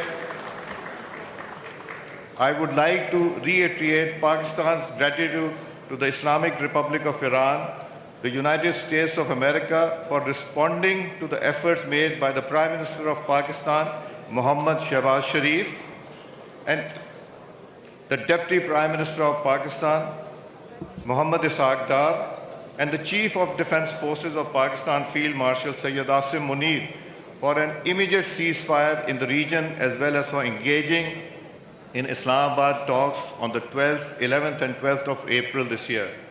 Islamabad talks represent a significant and historic breakthrough. With the active mediation of Pakistan, the two sides had several rounds of constructive negotiations. The overall approach by the two sides remained very constructive and promising. We hope that the two sides continue with the positive spirit to achieve durable peace and prosperity for the entire region and beyond. It is imperative that parties continue to uphold their commitment to ceasefire. Pakistan has been and will continue to play its role to facilitate engagement and dialogue between the parties. Excellencies, the worsening situation in Afghanistan continues to pose a serious threat to regional peace and security. Today, Afghanistan is a sanctuary for terrorist groups and proxies, a reality acknowledged by global assessments. This has destabilized the region with dire consequences and security challenges for its immediate neighbors, particularly Pakistan. As immediate neighbors bound by geography and deep-rooted ties, cultural linkages, and fraternal bonds, no country desires peace and stability. No country desires peace and stability in Afghanistan more than Pakistan does. This is why Pakistan has always prioritized dialogue with Afghanistan. Terrorism emanating from Afghanistan's spoil poses a grave threat not only its immediate neighbors but also to the border region and beyond. For the protection of its citizens, territories and sovereignty, Pakistan Please will take conclude, all Pakistan. We're moving on to. Please defensive conclude. measures. Thank you. I'll just take a minute. I have to talk about climate also because that's killing everyone. Please conclude. You are over by 2 minutes. Thank you. Less than a minute. Climate change is among the most pressing global challenges, with forecasts confirming unprecedented negative impacts worldwide. For Pakistan, this issue of climate change is an existential issue as it is ranked among the top most affected countries. We have therefore accordingly prioritized domestic climate actions that include the launch of Recharge Pakistan project to implement ecosystem-based flood management, the first ever national carbon markets policy, and the introduction of climate-sensitive government budgeting. These are some of the actions Pakistan enabling the country to swiftly transition to green economy and build national resilience against negative effects of climate change. Distinguished guests, let us reaffirm our collective resolve into concrete collective actions that nurture hope, secure peace, and ensure justice for generations yet born. The Parliament of Pakistan remains committed to working with all members to strengthen cooperation and advance a world where peace is sustained by justice and guided by hope for our people and for the generations to come. I thank you all and sorry for the extra 30 seconds. Thank you very much. Thank you very much, Pakistan. I now have Gabon. Gabon, you have the floor. Gabon will be followed by Thailand. Thank you, Gabon. You have the floor. Thank you. Please, may I humbly request that you respect time, sir. Thank you.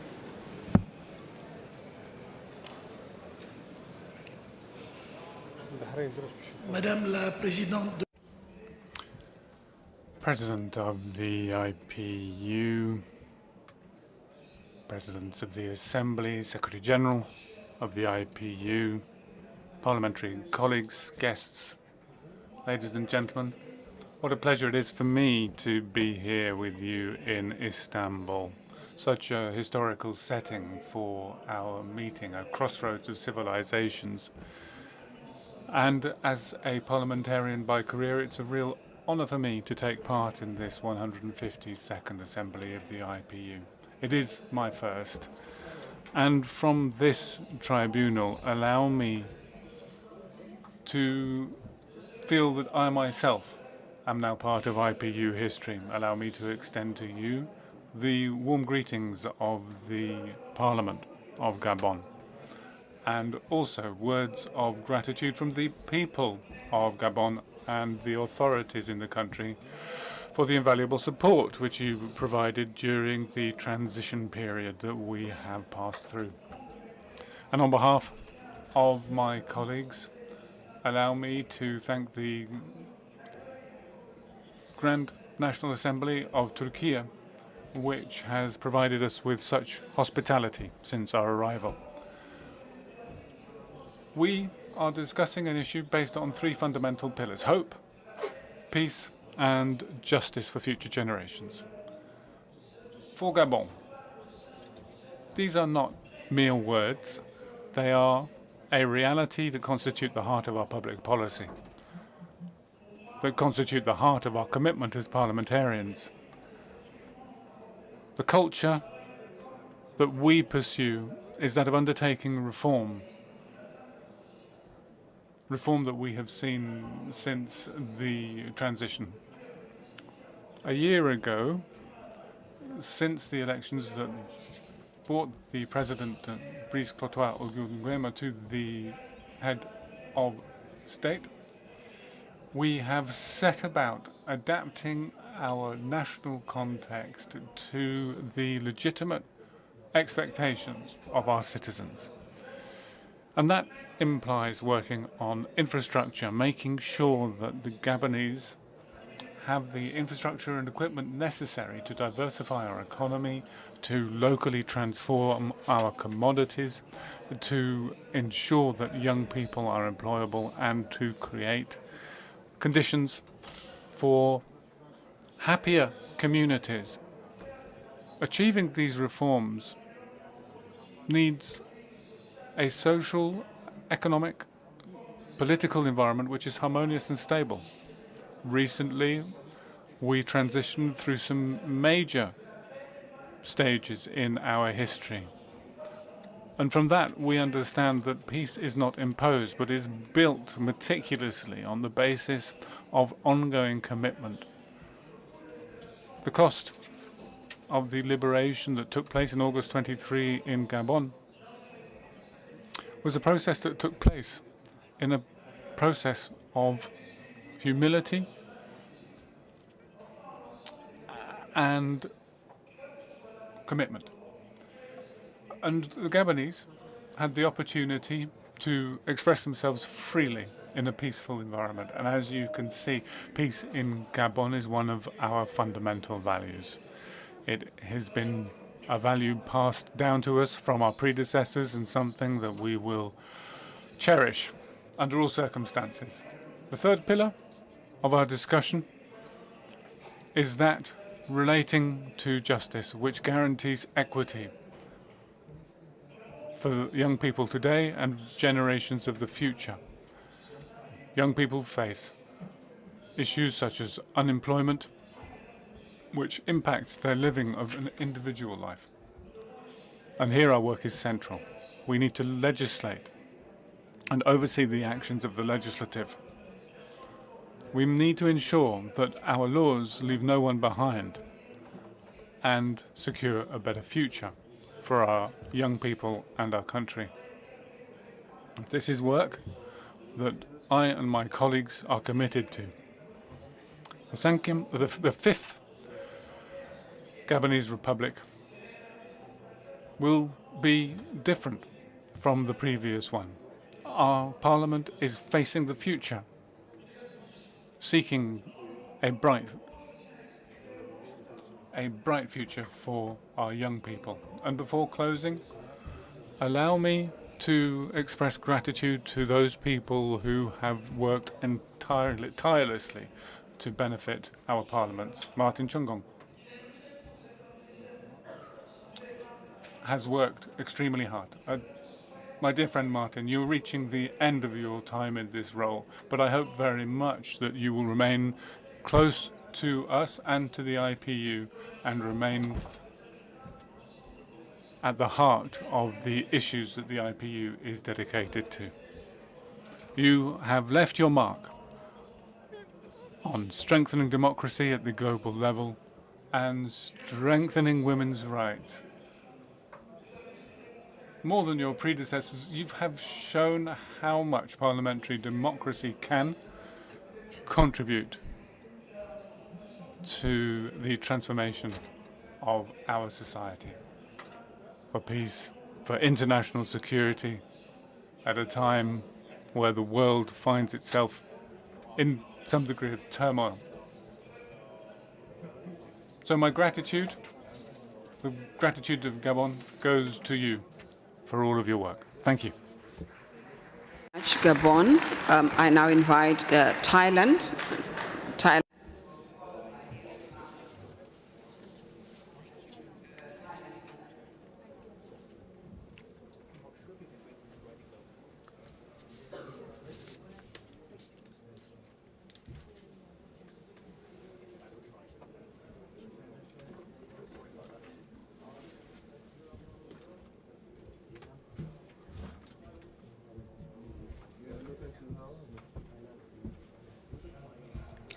Madam President of the Inter-Parliamentary Union, President, Speakers of Member Parliaments, Secretary General, distinguished fellow parliamentarians. On behalf of the National Assembly of the Kingdom of Thailand, I am deeply honored to visit Istanbul, the city that bridges continents and cultures. Much like the theme of today's debate, nurturing hope, securing peace, and ensuring justice and for future generations. This is a vital mission that we must concert to deliver a sustainable world to future in an era where the world faces unprecedented vulnerability, including geopolitical conflicts, the climate crisis, and challenges from artificial intelligence. Parliament, as an institution that serves the people, must act as a pillar of hope and fairness by relying on cooperation based on multilateralism and respect for human dignity. Furthermore, another significant challenge we face as people's representatives is building confidence and trust in legislative institutions and democracy. Thailand is currently facing a demographic crisis with the second lowest birth rate in the world. The Thai Parliament is therefore committed to legal reform to create inclusive justice. We have pushed forward a new draft bill for the quality of life of persons with disability and developed a targeted universalism system to ensure no one is left behind. Additionally, we focus on eradicating intergenerational poverty by increasing educational opportunities and skills for the youth. Meanwhile, we are proud that the proportion of women in parliament has continuously increased, which is at the heart of the comprehensive and fair decision-making. Furthermore, we promote the integration of the Sustainable Development Goals into the legislative process in accordance with the 13th National Economic and Social Development Plan, as well as the guidelines for the post-2030 agenda. The Thai Parliament also emphasized pushing forward the climate change bill to establish binding mechanisms for reducing greenhouse gas emission, including assessing the impact of laws on future generations, which aims to reduce national greenhouse gas emissions, promote adaptation to build climate resilience, and establish mechanisms to support an efficient transition to ensure that environmental justice serves as a guarantee for the future.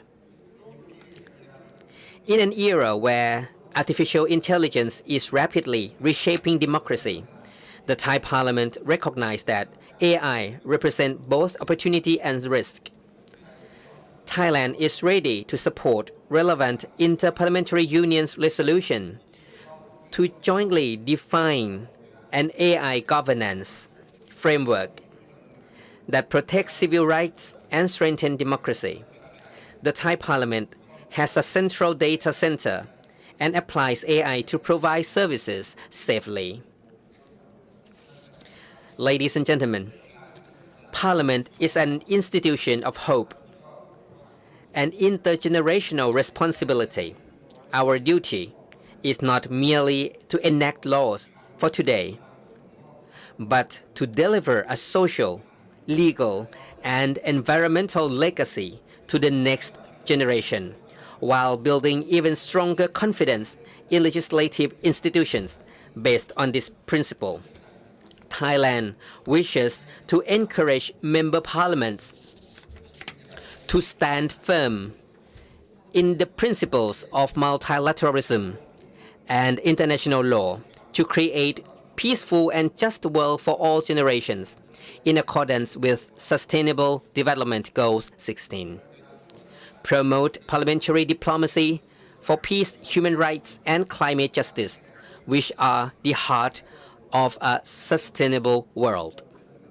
Esteemed parliamentarians, hope is not merely a social sentiment. It is a political duty that we must create and protect together, with the conviction that this interparliamentary union will serve as a platform that connects the hopes of people worldwide. I thank you very much. Thank you very much, Thailand. We now have Vietnam.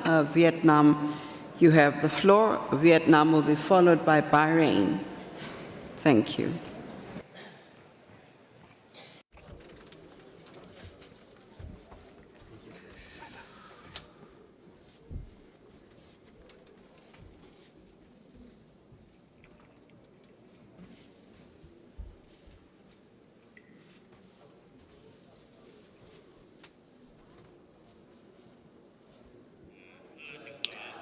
Madam President, distinguished guests, ladies and gentlemen, it is a great pleasure and honor to represent the National Assembly of Vietnam at the 152nd IPU General Assembly.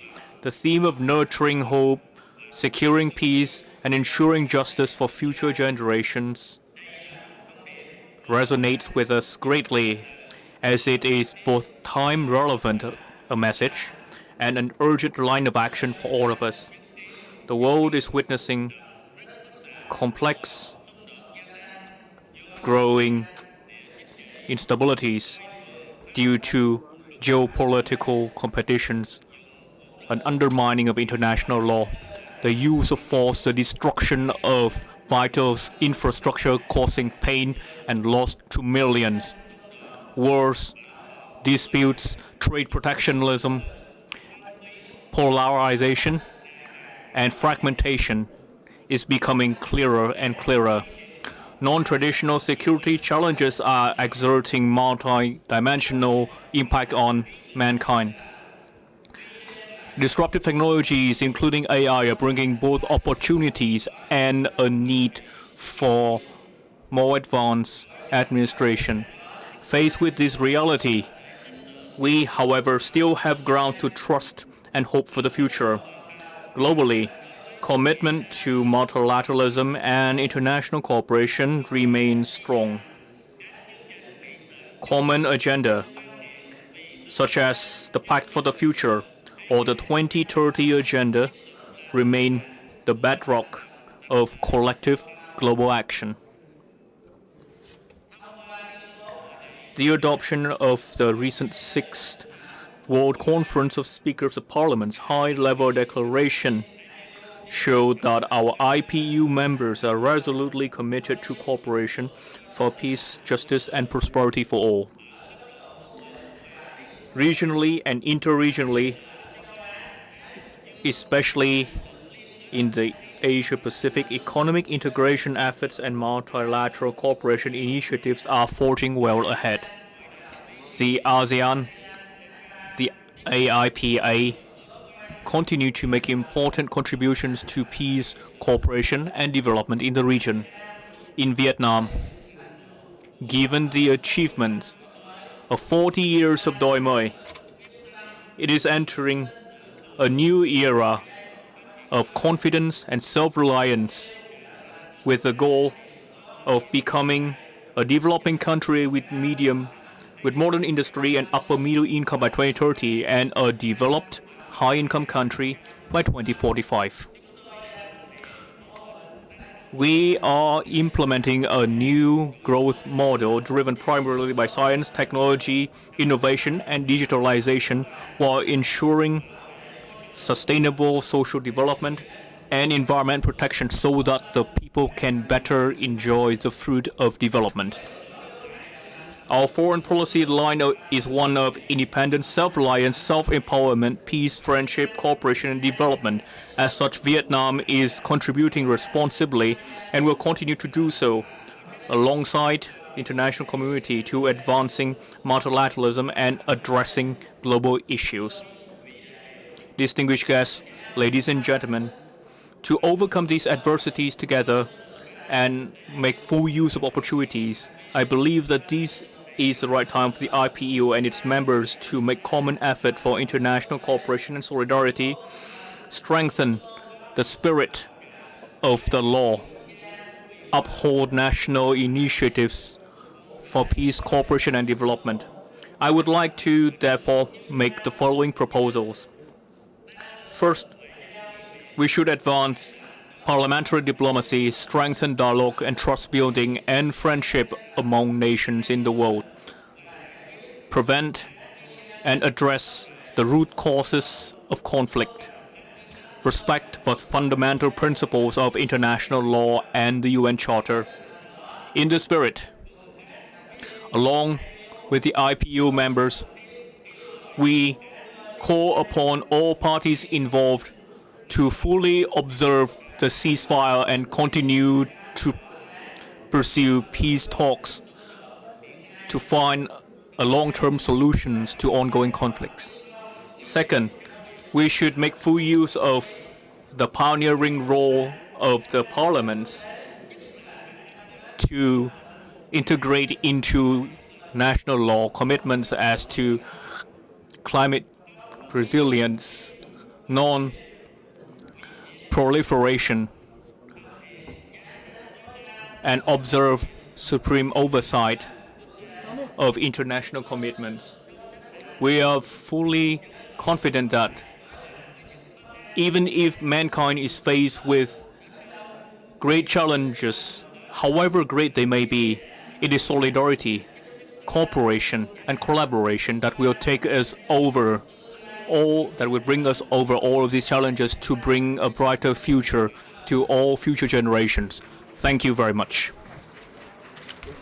Very much, Vietnam. We now have Bahrain. Bahrain, you have the floor. You'll be followed by Botswana. Thank you, Bahrain.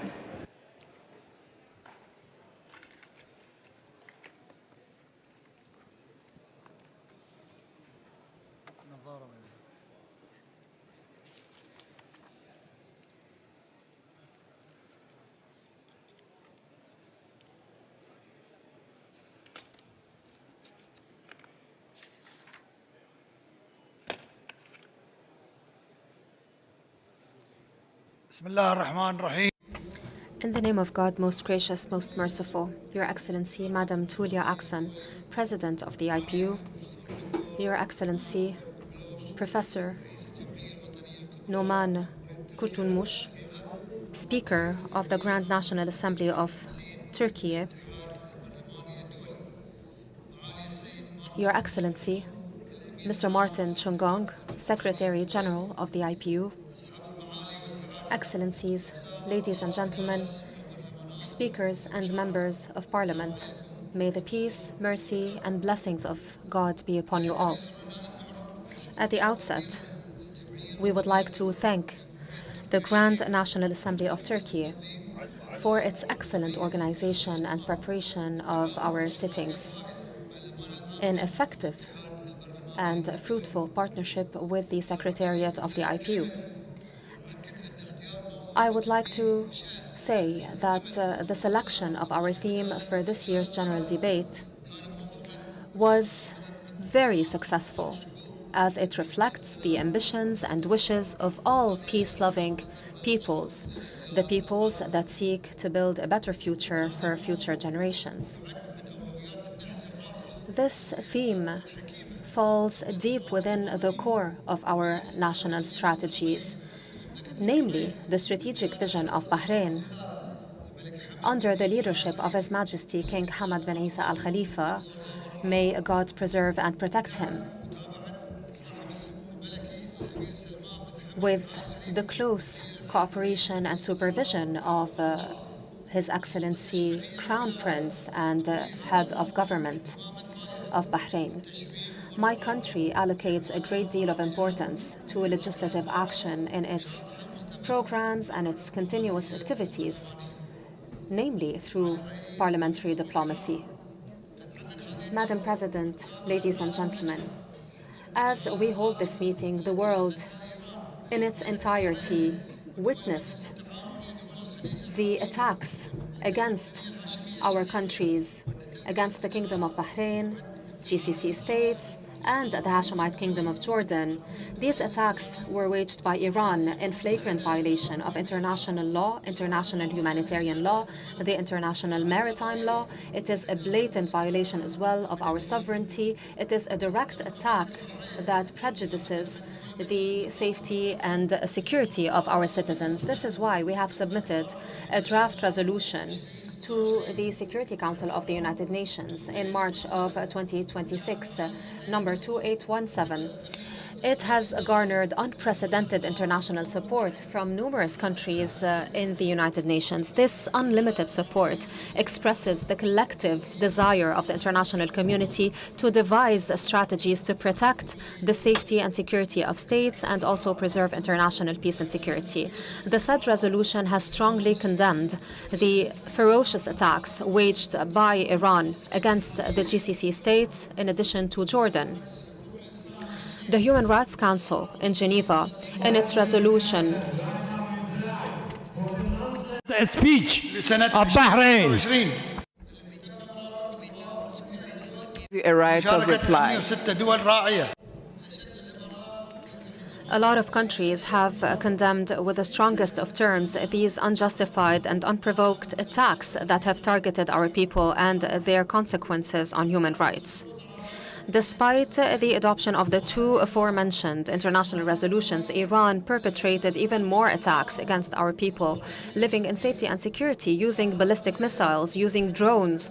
It has targeted, in particular, civilian infrastructure and civilian facilities, including airports, ports, hotels, energy infrastructure, in addition to food and health facilities. It has targeted residential areas, diplomatic quarters, and even consular buildings. This has yielded a great deal of losses in life and in materials as well.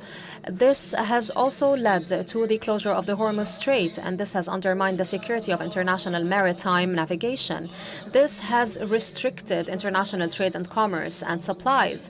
This goes in blatant violation of international law on the security of the seas of 1980. Madam President, ladies and gentlemen, the current times, with all of its challenges, difficulties, and turmoil, calls upon the International Parliamentary Union to work in full responsibility to urge international organizations and institutions, first and foremost of which the United Nations, to condemn these blatant violations of international law perpetrated by Iran and to call upon Iran to abide by international law and international human rights law as stipulated in the resolutions issued by the Security Council and the Human Rights Council.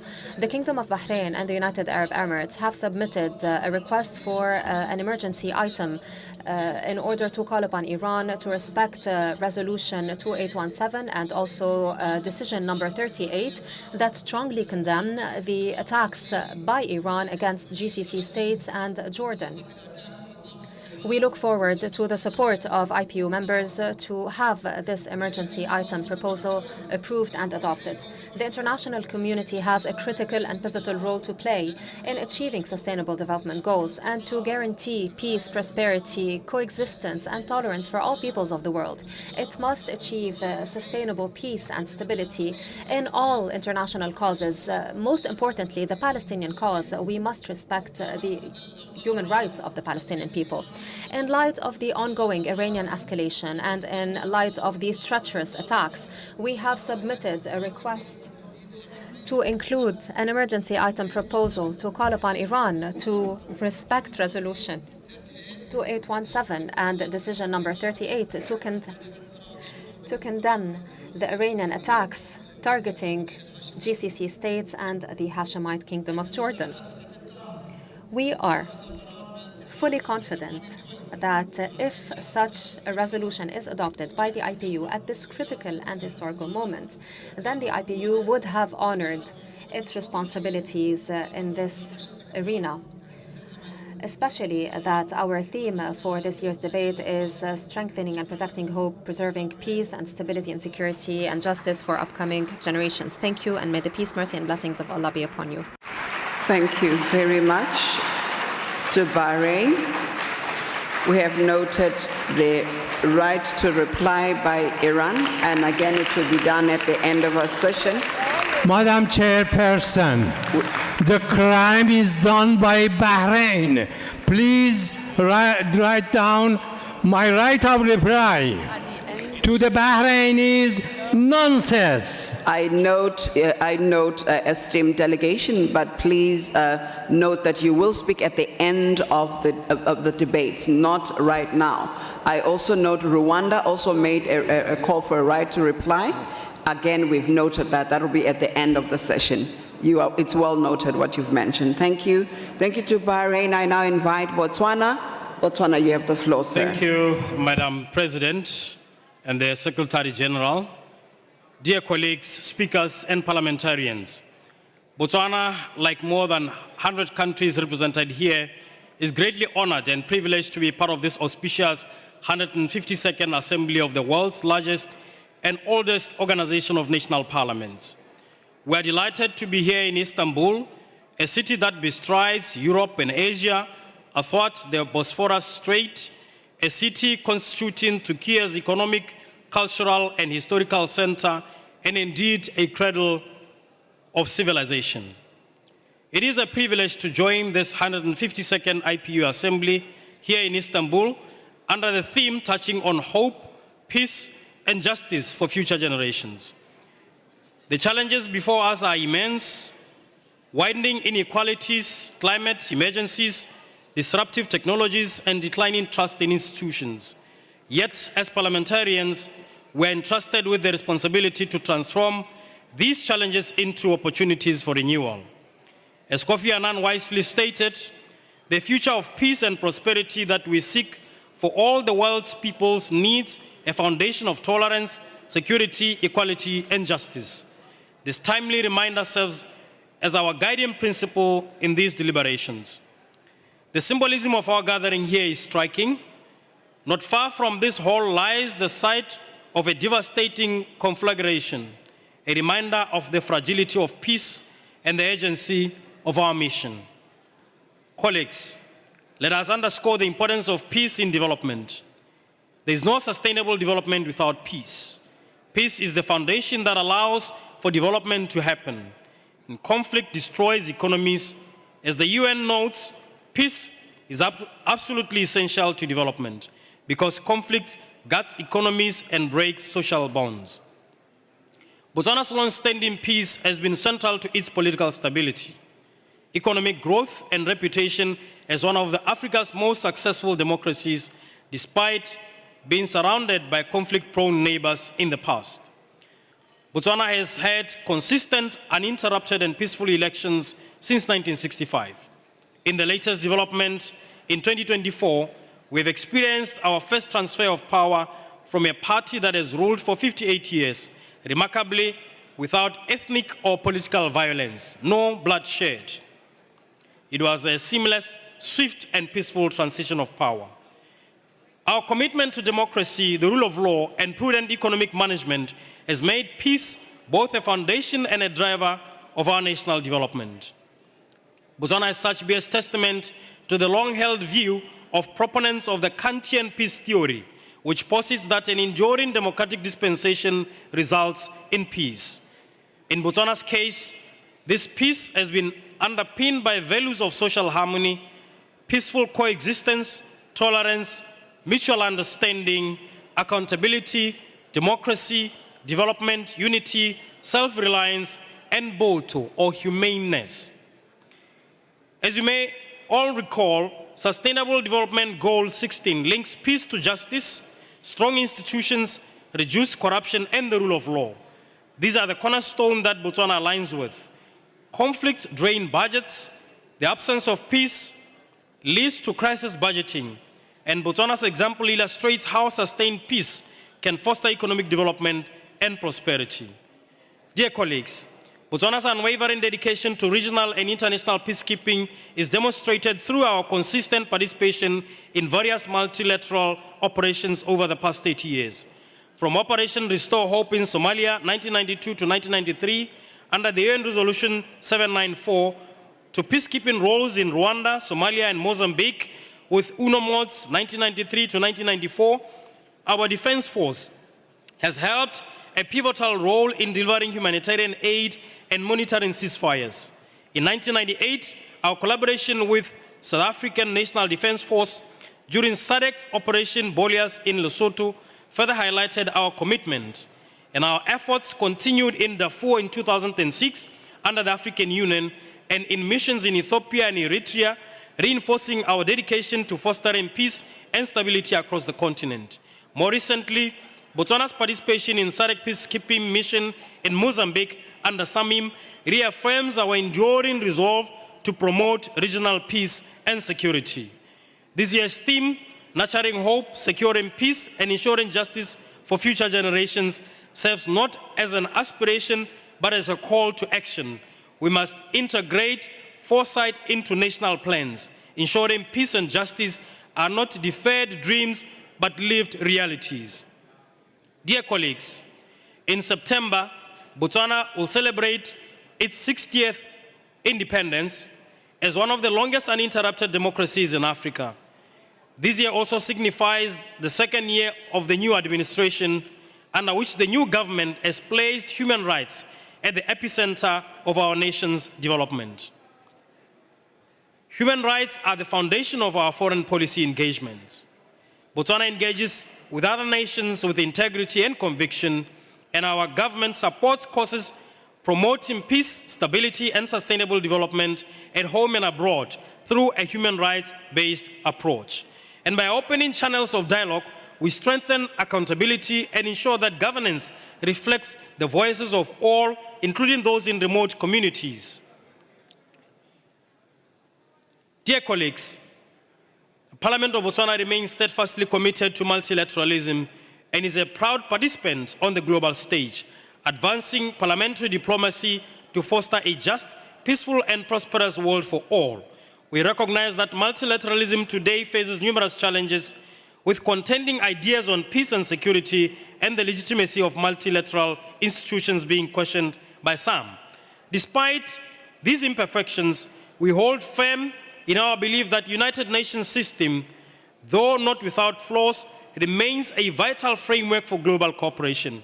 We stand resolute in our commitment to the UN system, advocating for reforms where necessary to enhance its effectiveness and legitimacy. As legislators, we must unwaveringly advocate for the peaceful resolution of conflicts, ensure that resources are allocated towards human safety and security, and promote the full enjoyment of fundamental human rights and freedoms of our people. Through these efforts, we aim to secure peace, ensure human safety, and promote the full enjoyment of fundamental human rights for both present and future generations. In conclusion, dear colleagues, the future will not wait for us. As the African proverb teaches us, the child who is not embraced by the village will burn it down to feel its warmth. Let us embrace future generations with foresight, justice, and peace. Let us ensure that technology, diplomacy, and lawmaking are harnessed not as instruments of divisions, but as bridges of hope. The digital future, the climate future, and the democratic future, these must be consciously shaped by us for the benefit of all humanity. May this assembly be a turning point where parliamentary diplomacy, dialogue, and interparliamentary cooperation deepen, and our collective will be channeled towards a future defined not by conflict, but by peace and inclusion and justice and shared prosperity. I thank you. Assalamu alaikum. Merci. Muito obrigado. Thank you. Thank you very much, Botswana. I now have Nigeria. Nigeria, you have the floor. Thank you.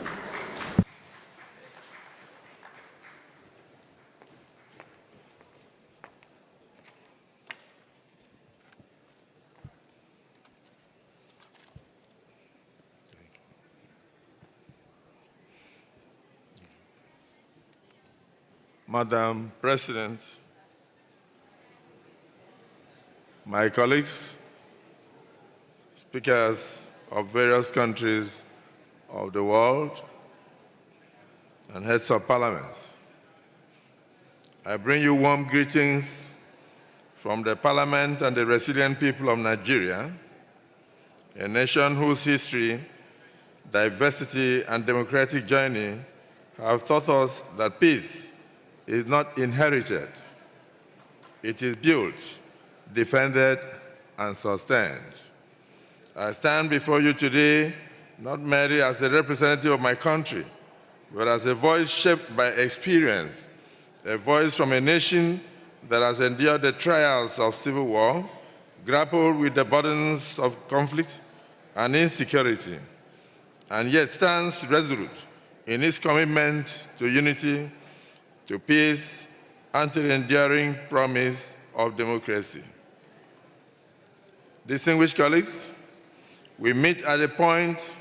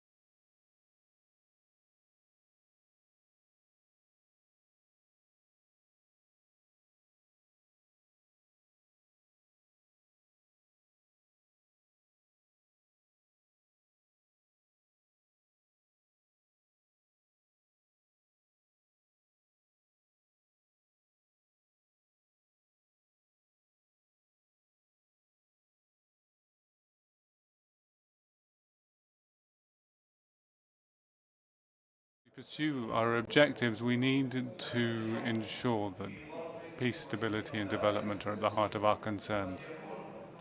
The global situation today, as we meet, as we hold these discussions, is extremely fragile. It could be seen as a turning point in the world, particularly in the Middle East, which is a region that moves from one crisis to the next, jeopardizing its security and stability. Our countries are not responsible for this situation. American and Israeli aggression against Iran and against the provisions of international law is the cause. Alongside attacks against Oman, Iraq and Jordan, we fully understand that this impairs peace and security.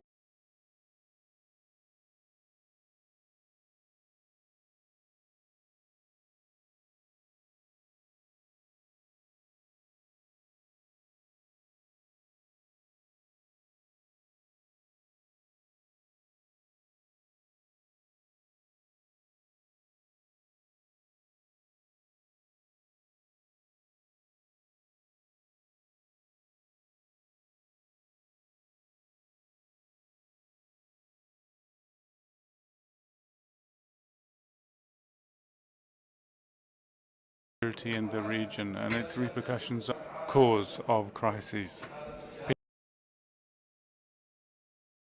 Is our objective, and the Israeli aggression against the Republic of Lebanon, taking as its targets civil infrastructure and civilians, reflects a mentality that believes solely in destruction, a criminal mindset that constitutes a threat to global peace and security.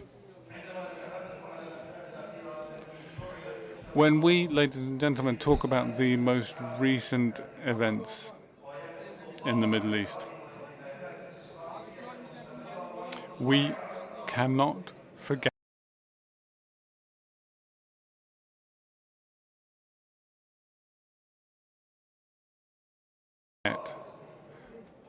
Israeli occupied Palestine territories, which are a stain on the conscience of the world. And it's highly regrettable that one of the members of this union is a member, a participant in these acts. Adopting a law condemning to death Palestinian prisoners in flagrant violation of international humanitarian law. And from this stage, we call on the international community represented here in this hall that it meet the demands of the moment, recognizing its legal and moral responsibility to put an end to the bloodshed and strengthen efforts to preserve peace and security in this region and in the world. Distinguished delegates, the application of the commitments arising from the UN Charter are not solely legislative in nature. They require sincere political will, alongside the participation of all countries and civil society institutions. We need to build trust in the international system on the basis of accountability and transparency so we can achieve global peace. The commitments of this charter prompt us to step up efforts to preserve peace, to protect human dignity. We need to be effective partners in preserving intergenerational justice. Distinguished delegates, the IPU was based on the principles of peace and security in the world. and achieving these aspirations, the aspirations of people to live together in security and respect of human rights. What we are experiencing now, the changes and the challenges that we face, constitute a threat to that global peace and security. So our shared responsibility is to work together to enhance the activities towards a world where rights and human dignity are preserved. And in closing, allow me to thank you from my heart. May God guide our steps towards a fruitful outcome. May the peace of God be with you all. Please allow me to welcome back the President of the IPU, Dr. Tulia Oxen, back into the Assembly. The last speaker that we have this afternoon is Georgia. Oh, sorry, just for this session is Georgia. Georgia, you have the floor. Thank you. Thank you. Distinguished colleagues, ladies and gentlemen, in an era of uncertainty, the voice of national parliament must not fade, it must rise. We are not observers of history, we are its authors. It is in our chambers that the sovereign will of nations takes shape.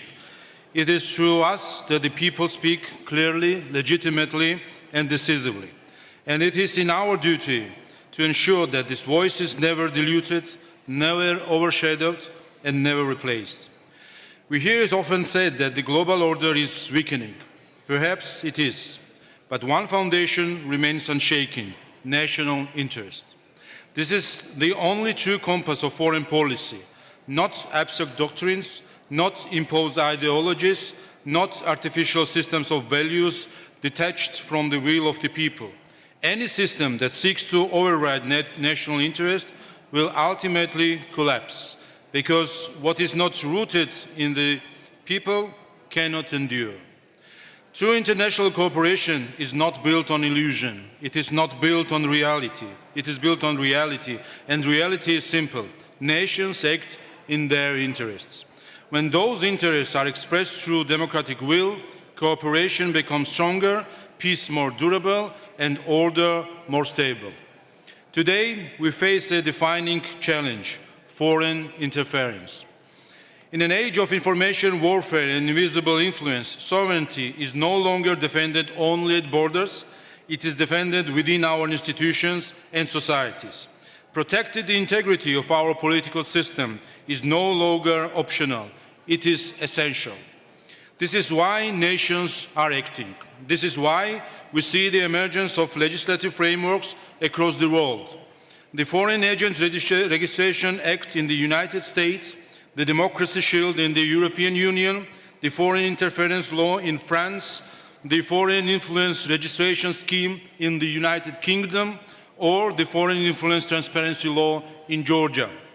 Though they differ in name, we see the same principle taking legal form. Democracy must be shaped by the people, not by foreign power. And yet, there are double standards. What is called protection in one country is labeled restriction in another. What is praised in one system is condemned in the next. This inconsistency undermines trust. If we are serious about cooperation, then the rules must be the same for all. Let me turn to my region, the South Caucasus. Once seen as volatile, it is becoming more stable and predictable. This is not accidental. It is the result of sovereignty in action. Georgia, Armenia, and Azerbaijan are increasingly acting in line with their national interests. And when sovereignty is respected, stability follows. In the Parliament of Georgia, we have made this choice clear. We have strengthened transparency, refined our legislation, acted to ensure that political power belongs to the people and to no one else. And we will continue to adapt, because a parliament that does not reflect reality will lose relevance. And a parliament that loses relevance cannot defend sovereignty. Peace is never guaranteed. Peace is responsibility. It requires vigilance, restraint, and long-term vision. Strong institutions, transparent system, forward-looking laws are not technicalities. They are the foundation of peace. And this is why we must act together. We must recognize foreign interference and hybrid warfare for what they are, one of the greatest threats to democracy and sovereignty in our time. And we must move beyond declarations. We must build a common, legally binding international framework, clear in principle, fair in application, and consistent in enforcement. Because sovereignty cannot be selective, and security cannot be one-sided. If we succeed, we will not only defend our states, we will strengthen peace, restore trust, and secure a more stable and just international order for generations to come. Thank you very much. Thank you so much, Georgia. Colleagues, I would like to take this opportunity to introduce to you the Executive Secretary of the Comprehensive Nuclear Test Ban Treaty Organization, Dr. Robert Floyd. I would now be informing you that IPU has been working closely with this organization, and this Comprehensive Nuclear Test Ban Treaty Organization works on detecting nuclear explosions, and by that, ensuring compliance with the Comprehensive Nuclear Test Ban Treaty. Needless to point out how damaging nuclear explosions are and how important an international verification system to detect them are. The IPU is proud that so many parliaments support this international organization in its goal for universal membership. It is my special pleasure on your behalf to welcome Dr. Robert Floyd, the Executive Secretary of CTBTO, to our Assembly, and he's going to address us. Sir, you have the floor. Oh, you have my back. Sneaking from behind. Okay, thank you. Thank you. Yes.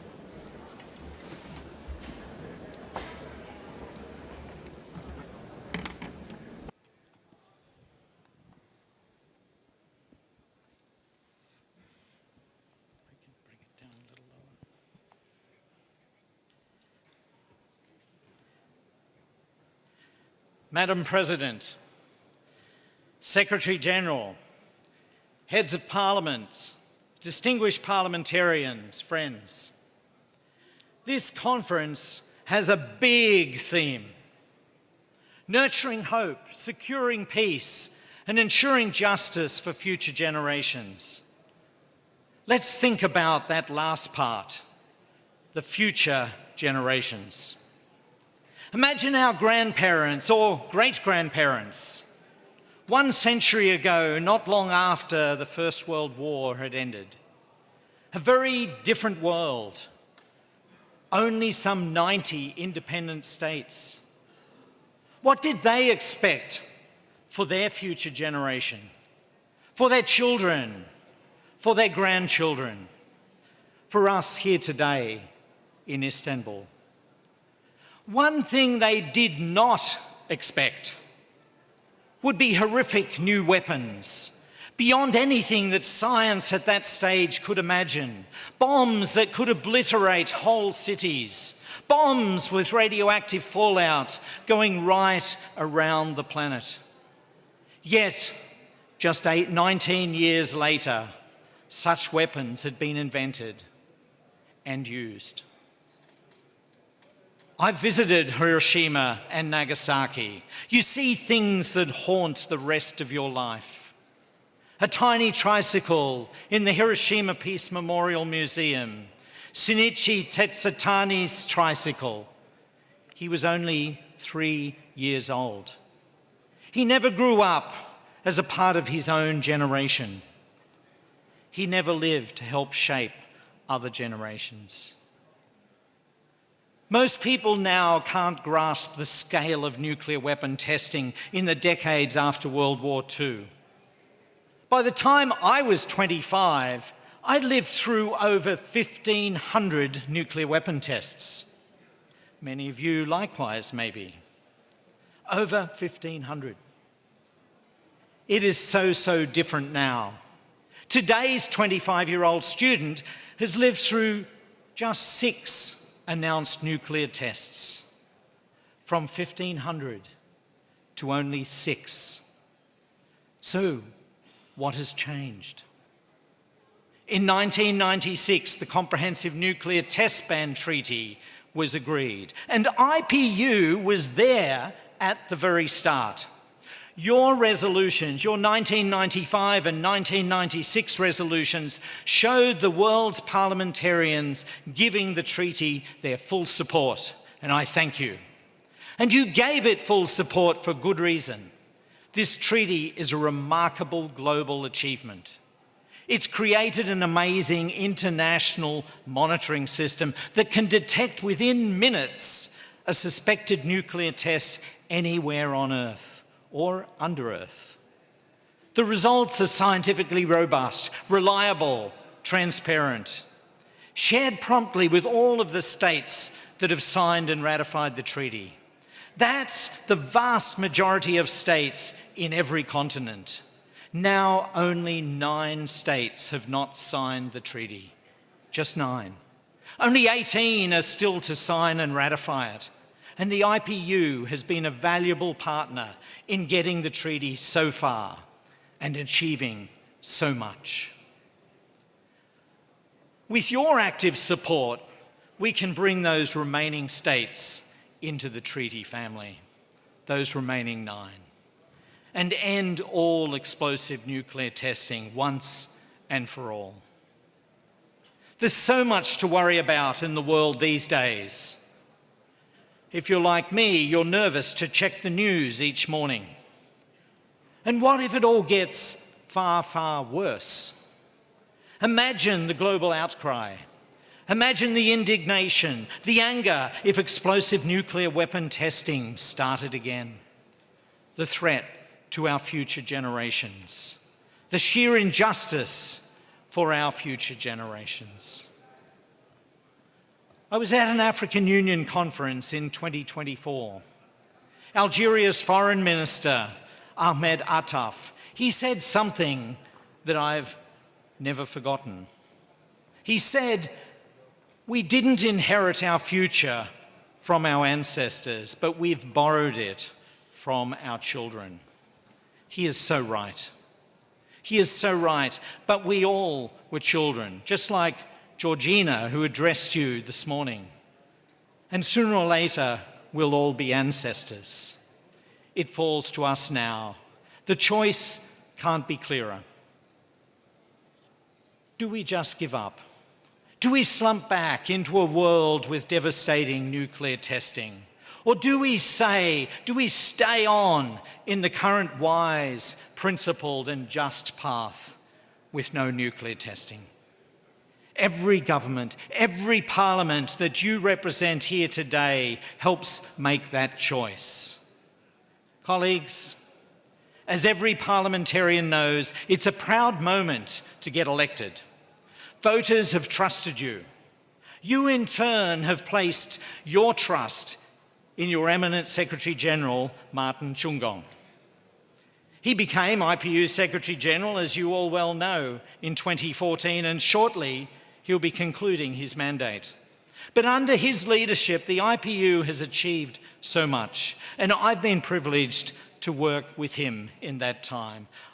I too was elected and was entrusted with my own position in 2021.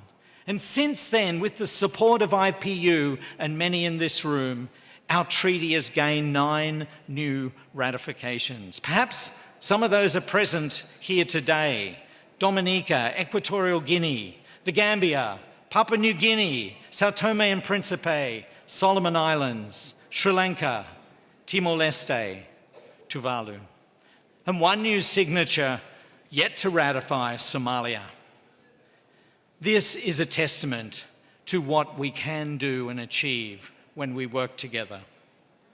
So I thank you, IPU delegates, for this key partnership. And I say to Martin, your legacy inspires us, Martin, as we look to build a safer world for future generations, a world without explosive nuclear testing. I thank you all.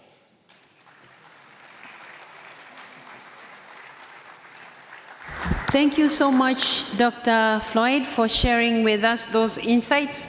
I believe as Member of Parliament, we have heard him, and we will be working harder in our countries, especially those of us who have not probably ratified the treaty. Right now, I'm going to hand over the chair to Speaker Gafarova, who is going to now continue with the speakers list. So, Madam Gafarova, the chair is yours. Thank you. So Iraq and Australia. Ladies and gentlemen, it's my honor to chair this last segment of the general debate. And now I call on Iraq speaker.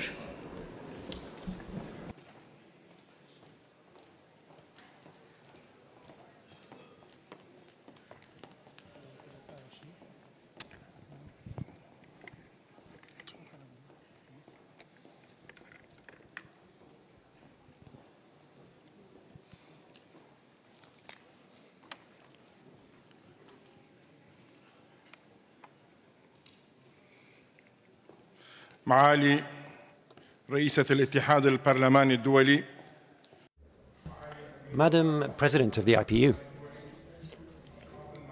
Secretary General, Your Excellencies, heads and members of fellow parliamentary delegations, may the peace of God be with you. I'm delighted to be with you here today in Turkey at this assembly, and we sincerely hope that we have a very successful assembly, and we wish to express our sincere thanks to the Turkish authorities for the organization of the assembly. In Iraq and in the Arab world, we are convinced of the importance of peace and the rule of law. And I'd like to begin by talking about peace, because I'm convinced that securing lasting peace is the best way of contributing to stability and development. Peace in the Middle East region isn't just a political choice. It's a human, moral and ethical obligation. Our peoples are tired of war. Our peoples seek a more peaceful future, where human dignity can be respected and where human rights are guaranteed, and so that they can achieve development. And to secure peace, we need a sincere political commitment on the part of all stakeholders, based on constructive dialogue, the recognition of legitimate rights, a refusal of violence. And that also means that the international community needs to play an effective role in seeking fair solutions, far from narrow interests. So our assembly is taking place at a historic moment. We are facing increasing challenges, an increasing number of conflicts, in particular in the Middle East region, a region that has suffered too much from wars, the impact of war on security and global peace. Let's not forget the rising fuel prices all over the world. So it's not appropriate to just insult each other. We've heard that from political representatives, and that isn't our duty. We must work seriously to try to put an end to war. And Iraq is determined to ensure that we put an end to war and blockades. It is our peoples who are paying the highest price for the consequences of these wars. And as representatives of our people, it is incumbent upon us to show a historic and moral responsibility. In Iraq, we have carried out an existential fight against terrorism, and we have eliminated some of the most dangerous terrorist groups in the world, including the Islamic State in Iraq. Thousands of people lost their lives in the context of that fight against terrorism. We continue to see human rights abuses carried out by the Zionist entity and the crimes that they have committed in the Gaza Strip and in Lebanon. We are seeing unprecedented human tragedies in the region. And the international community today faces a real test of its commitment to the founding values of the international community. Conflicts need to be resolved quickly, or we risk jeopardizing the future of humanity, and future generations risk facing a world without resources or security. In Iraq, we are trying to prosecute the terrorists of Islamic State. We've sentenced them to 20-year prison sentences, and yet we continue to face difficulties. And one terrorist was proud of sacrificing 10 members of a single family, including babies, and he was proud of that massacre that he committed. So the justice system in Iraq sentenced him to capital punishment, which was not carried out because we were accused of violating human rights. And yet this was a terrorist who killed 10 members of a single family.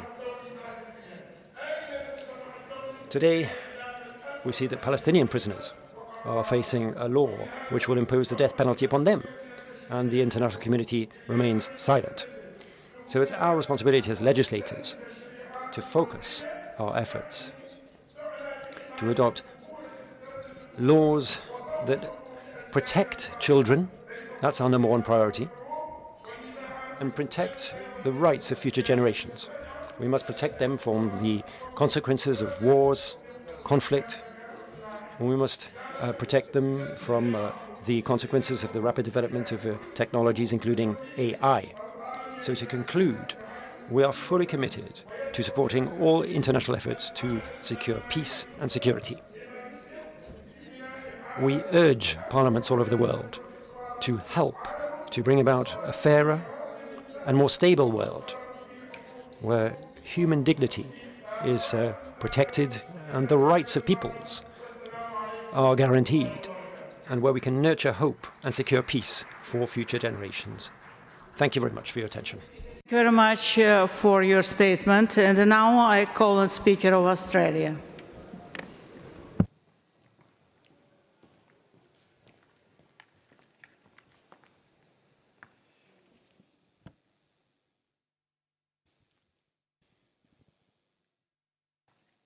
Thank you, Madam Speaker Gorova from Azerbaijan, my friend and colleague. Dear colleagues, may I begin my remarks by thanking our outgoing Secretary-General for his leadership in the IPU. I'm grateful for the opportunity to contribute to the debate on this important issue on behalf of the Australian Parliament. This year we celebrate 70 years of IPU membership. However, Australia's commitment to multilateralism began long before 1956.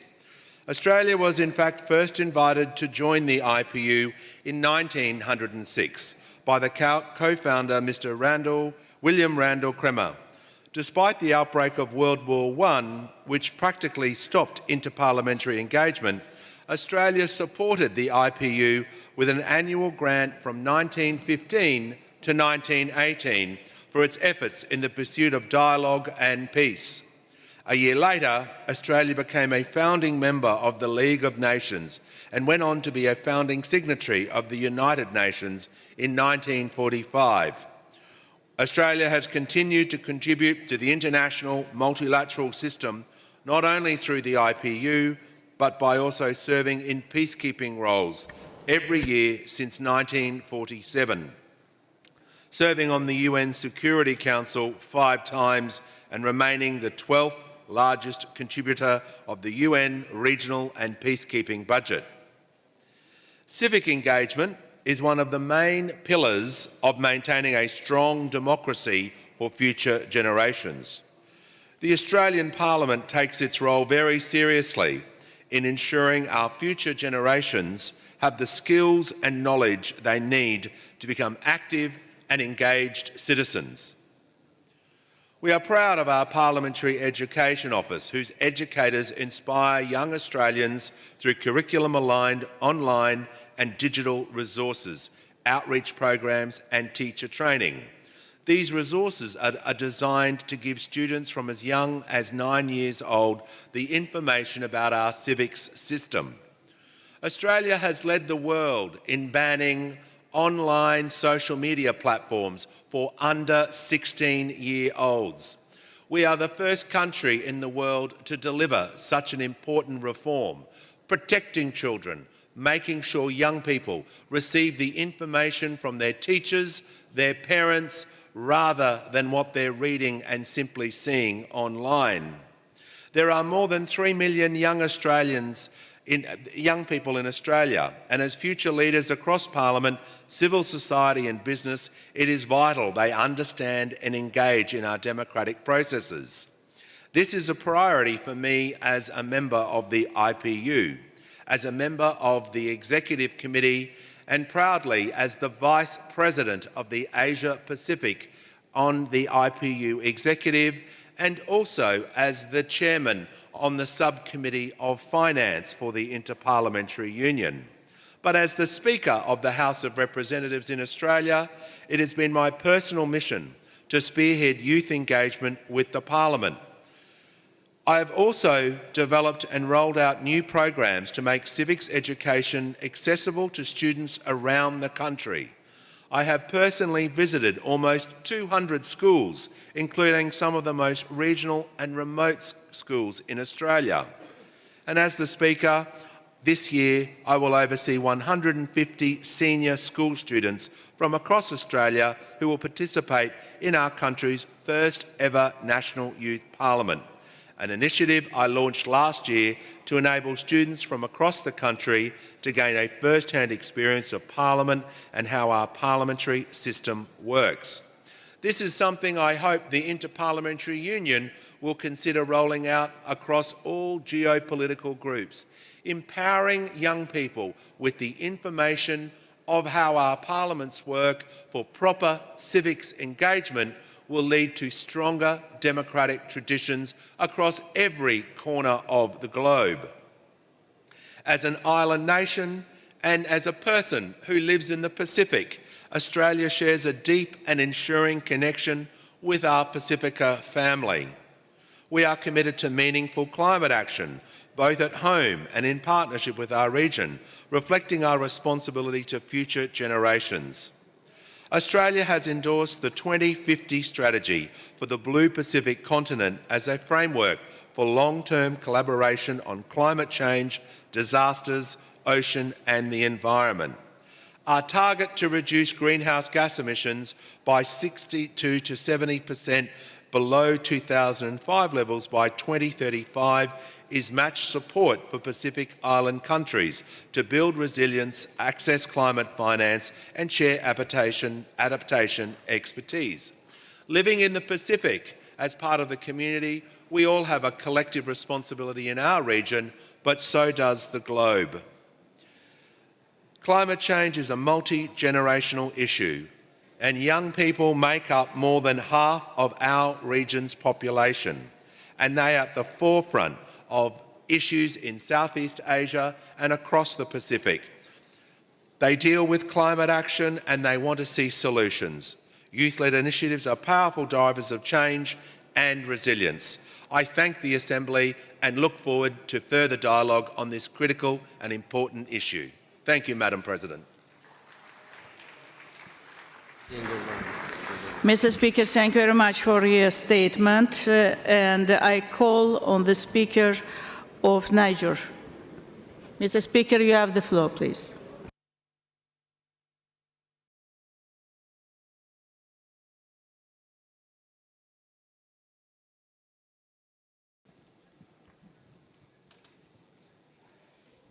Thank you. It's okay. Madame la Présidente de l'Union interparlementaire, President of the Interparliamentary Union, President of the Grand National Assembly of Turkey, President of the sitting, Your Excellencies, heads of delegations, Secretary General of the Interparliamentary Union, honourable parliamentarians, ladies and gentlemen.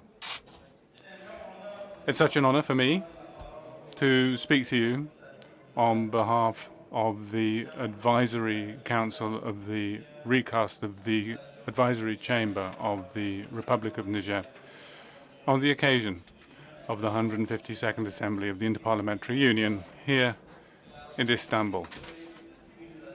A historic crossroads of civilizations and a symbol of dialogue between peoples. And it's with a deep sense of our responsibilities and a renewed conviction that I seek to address the topic of our discussion, namely hope, peace, and justice for future generations. It's a triptych, one that is fundamental for humanity's future. Not just a slogan, but rather pillars that build a collective ambition, that build a world of peace, justice, and a future for our young generations. It's of particular relevance for Niger, which, for multiple years now, has been the target for terrorist attacks. These extremist groups, which have taken root in the region, bring with them a wake of violence.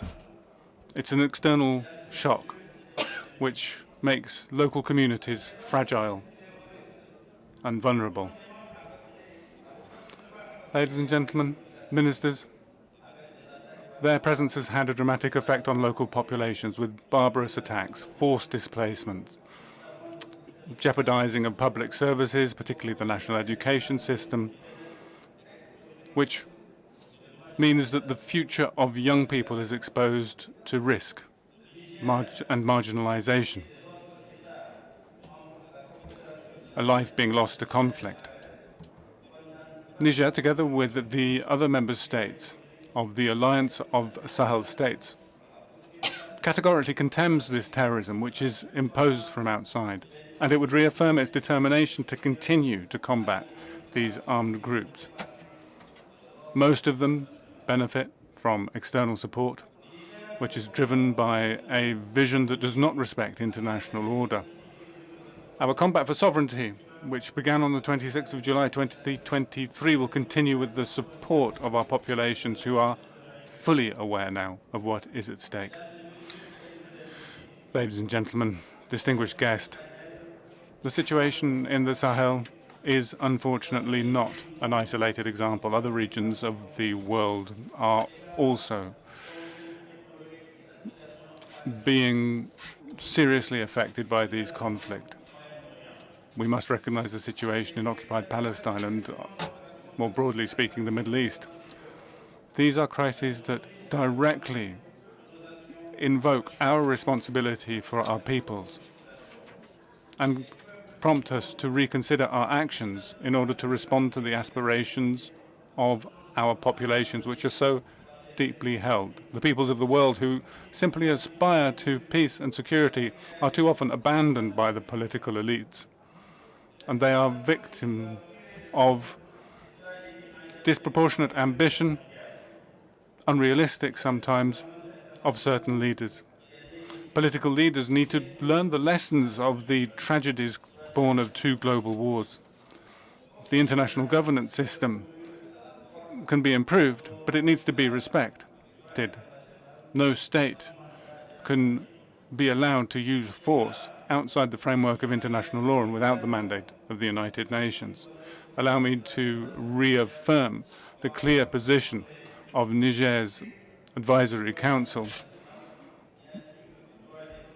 in full respect, namely the full respect of international law and the right of people to self-determination. In this context, cultivating hope is, first and foremost, a way of rebuilding trust between accessible legal systems, between citizens, and between public institutions. Justice needs to be accessible, understandable, and adapted to modern-day realities. Niger, by integrating a progressive progress of modernization in its justice system, particularly by the application of digital technology, hopes to achieve this. Digitalizing procedures can contribute to reducing timeframes, strengthen transparency, and make data more secure. It also allows to bring justice closer to citizens, including in the more remote areas. Efforts are also being made to guarantee equitable access to justice, in particular in vulnerable populations. Legal support has been strengthened, particularly allowing an increasing number of citizens to have their rights recognized, particularly with regard to land ownership, which is a key issue for social stability. At the moment, our council is working on a land reform system in Niger. However, peace is a precondition for hope, and peace cannot be decreed. It is patiently built through dialogue, inclusion, and social justice. So Parliament's role here is key. We stand as the safeguards for democratic debate. We stand as the guarantors of achieving people's aspirations. We need to promote preventive mechanisms for peaceful conflict resolution, taking into account socio-cultural reality. In our experience, the involvement of traditional authorities and communities is essential for calming tensions and building social cohesion. Recourse to alternative modes of settling disputes, such as mediation and arbitration, which draw on the social values, can contribute greatly to a culture of dialogue. Building peace also requires a more human approach to criminal justice. Punishment cannot just be solely punitive, but also have an educational value. Improving the conditions of detention and programs of education will allow people who are deprived of their freedom to participate fully in this vision.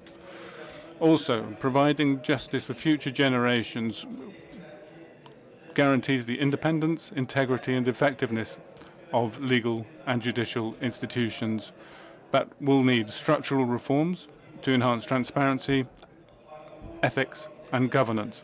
Parliaments have a key role here in ensuring that commitments on human rights are maintained. Active participation in international mechanisms such as universal periodic review is a key element in strengthening the credibility of the state.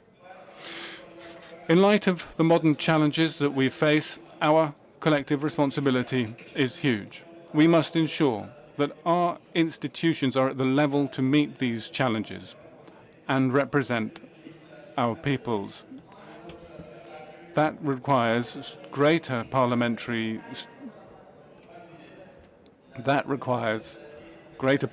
action based on a spirit of solidarity and dialogue, which also marks the Interparliamentary Union. Building hope, peace, and justice are not separate objectives. They are all part of the same project for a stabler, fairer, more human world.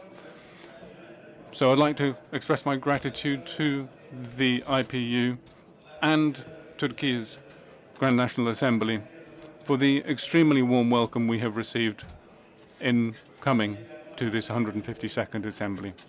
And also my thanks go to the Turkish authorities. Their hospitality, I'm sure, will be a great contribution to the success of our work. Thank you for your kind attention. Thank you very much, Mr. Speaker, for your statement. I call on Speaker of Armenia.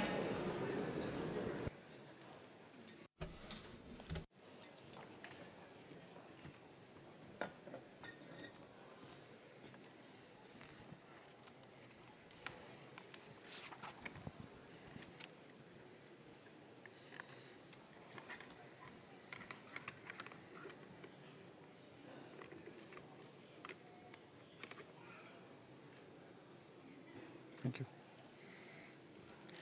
Madam Chairwoman, Excellencies, fellow parliamentarians, ladies and gentlemen. It is an honor to accept the gracious invitation of Turkey and address the 152nd IPU Assembly on behalf of the National Assembly of the Republic of Armenia. As we discuss the theme, nurturing hope, securing peace, and ensuring justice for future generations, I would like to observe that the importance of this topic cannot be overstated. At the risk of stating a truism, a flourishing present and a future are built on a foundation of hope, peace, and justice. For Armenia, this notion informs our policies and impels our actions.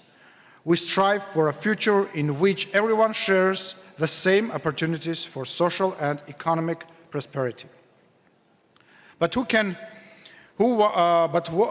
only dream about a better future, and who can actually create it? Future generations cannot construct the world they will inherit. At best, they can only entrust us to act prudently on their behalf. Hope sustains our passion for justice and our capacity to trust. Our actions today must serve to build that trust. The coming generations need to believe that the peace we build today will endure. Make no mistake, the fractures in our world are deep and severe. We are profoundly troubled by the situation in Iran, and my prayers go out to the Iranian people. The crisis in Lebanon cannot be ignored. To be sure, the test we face is formidable. Yet, who but us has the power and the moral obligation to heal our world? Armenia fully accepts its responsibility. Following the 2025 agreement signed by the leaders of Armenia, Azerbaijan, and the US, peace has prevailed in our region, marking a truly monumental achievement. But our vision is grander. We invite Turkey to be partners and join us in weaving a tapestry of peace. To this end, we are eager to deepen our relationship with Turkey. After decades of suspicion and ill will, a new era of confidence building between Armenia and Azerbaijan has dawned. Efforts to consolidate this progress are now focused on strengthening communication and ensuring that peace is effectively translated into concrete relations on the ground. The recent implementation of the framework for the TRIP road for international peace and prosperity, TRIP, represents another milestone. This initiative aims to both create regional connectivity and expand international trade routes. Based on the principles of sovereignty, territorial integrity, and jurisdiction, TRIP has the potential to promote stability, economic cooperation, and prosperity across the South Caucasus and beyond. Encouraging signs of normalization are unmistakable. For the first time in years, trade between Armenia and Azerbaijan is beginning to emerge. The recent import of Azerbaijani goods into Armenia marks a symbolic and practical step toward rebuilding economic ties. These are the dividends of peace, tangible improvement. At the same time, must be resolved. We're continuing to continue building trust and achieve genuine reconciliation. The 90 Armenians still detained in Azerbaijan should be released and reunited with their families, and the It's on. Be clarified. Colleagues, now it is the time to set priorities, and for the sake of posterity, we must choose them wisely. Who, let us not forget, are the succeeding generations. They are our children and grandchildren. It is our solemn duty to be worthy of them by leaving a legacy, not of war, but of the peace. Thank you very much. Thank you very much, Mr. Speaker, for your statement. And now I call the Speaker of Nepal.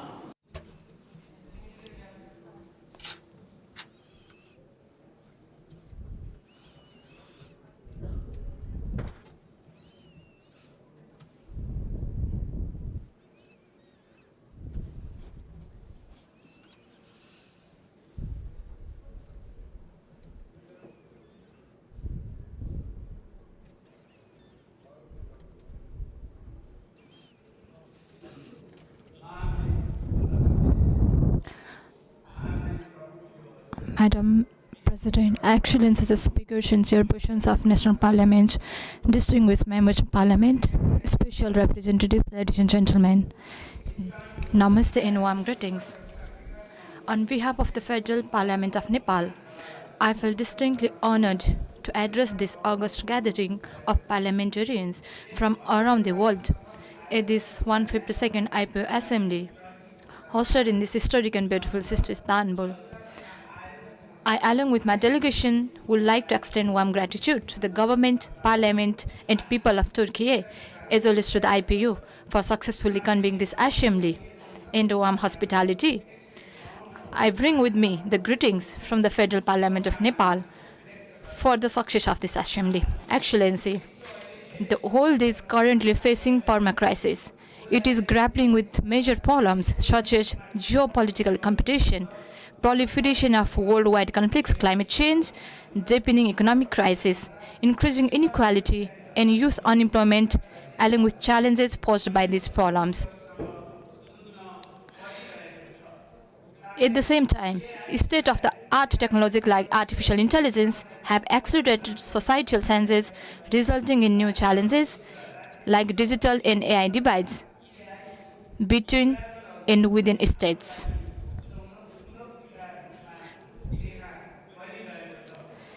In reality, these crises are not isolated by nature. Rather, they are interrelated. In order to tackle these challenges, it is imperative to take collective, visionary, and inclusionary initiatives. In this backdrop, the theme of this General Assembly, nurturing hope, securing peace, and ensuring justice for future generations, is exceptionally relevant and timely to the current situation. I am confident that the decision we take today as the people's representatives will make significant contribution to determining future of the new generations. Excellency, may I make a few points about the actions we take to tackle and the role we need to play to bring about concrete and positive changes in people's lives by translating the theme into practice and ensuring peace and security, prosperity, human dignity, and sustainability in the world. First, it is essential to give priority to the youth-centric vision, policy, and programs to uphold and strengthen hope and trust towards the future. It is noteworthy to share that following the elections of the House of Representatives in Nepal, recently held in the aftermath of the Gen Z movement, almost half of the elected members of House of Representatives are youth, and Nepal has welcomed a 35-year-old Balendra Saha as the new Prime Minister of Nepal. This has inspired not only youth in Nepal, but also of the world. The election result has not only enhanced political inclusion and representation, but also endorsed new energy. Second, inclusiveness is the prerequisite to ensure peace, prosperity, human dignity, and sustainability. To achieve this, we must guarantee representation on the basis of inclusion in every entity, level, and institution, including the Parliament. I feel pride in informing this Assembly that by ensuring rights of women, Dalit, indigenous nationalities, Madhesi, and other marginalized community, through strong commitment, a proportional election system,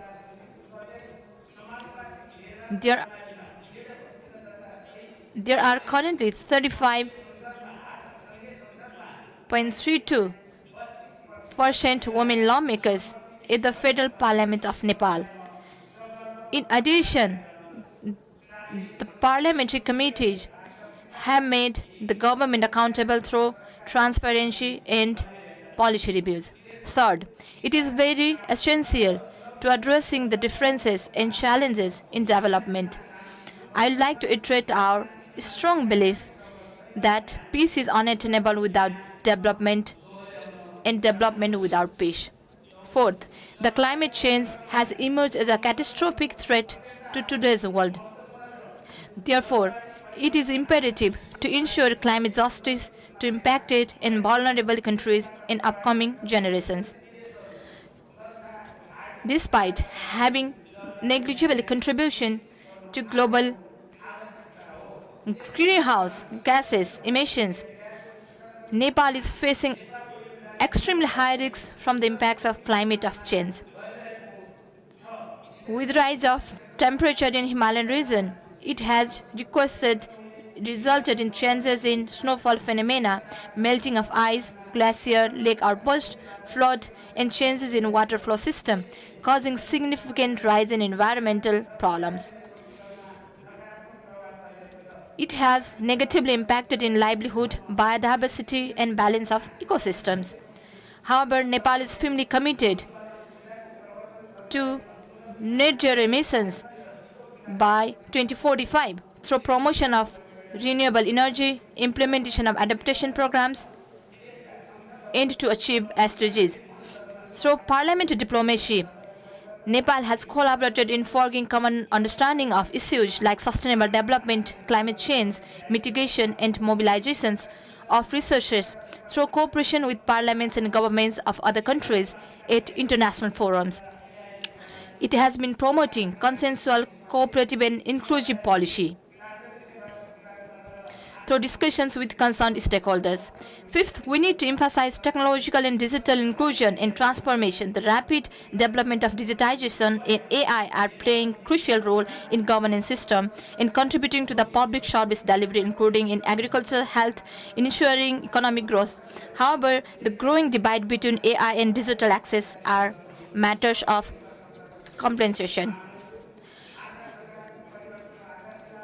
In order to address this, Nepal is persistent in her approach for the development of the country. Excellency, I'd like to highlight that hope is cornerstone for positive change, and peace is not merely absence of war.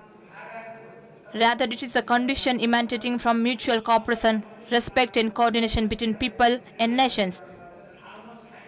Let us reignite hope, consolidate peace, and ensure justice. Along with cooperation, let us establish such a world where upcoming generations can live in dignified, secure, and prosperous life. Nepal is firm and committed to multilateral cooperation and is always ready to move forward together, soldier to soldier, with you all in this shared journey. Let us join hands in this collective endeavor. I thank you. Thank you very much, Mr. Speaker, for your statement. And now I call on Speaker of South Africa. Followed by Palestine, maybe. Madam Speaker, you have the floor.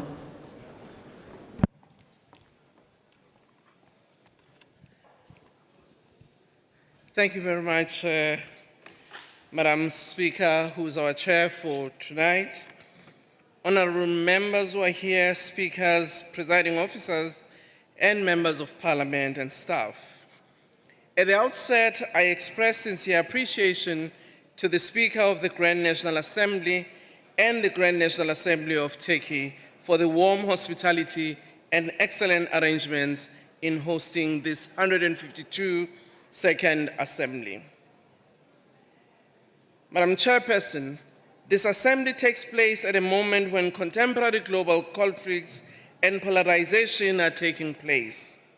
This reminds us that peace is an essential pillar to sustain democratic stability. In the same vein, there is a need to ensure that we continuously safeguard instruments that sustain and nurture peace. In every region of the world, unresolved grievances, widening social divides, and deepening political tensions continue to erode trust from citizens and weaken institutions. It is in this context that the role of parliaments becomes more vital than ever.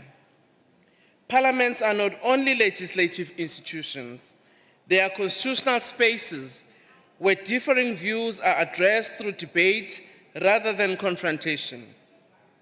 It is where the collective will of a nation is shaped through engagement.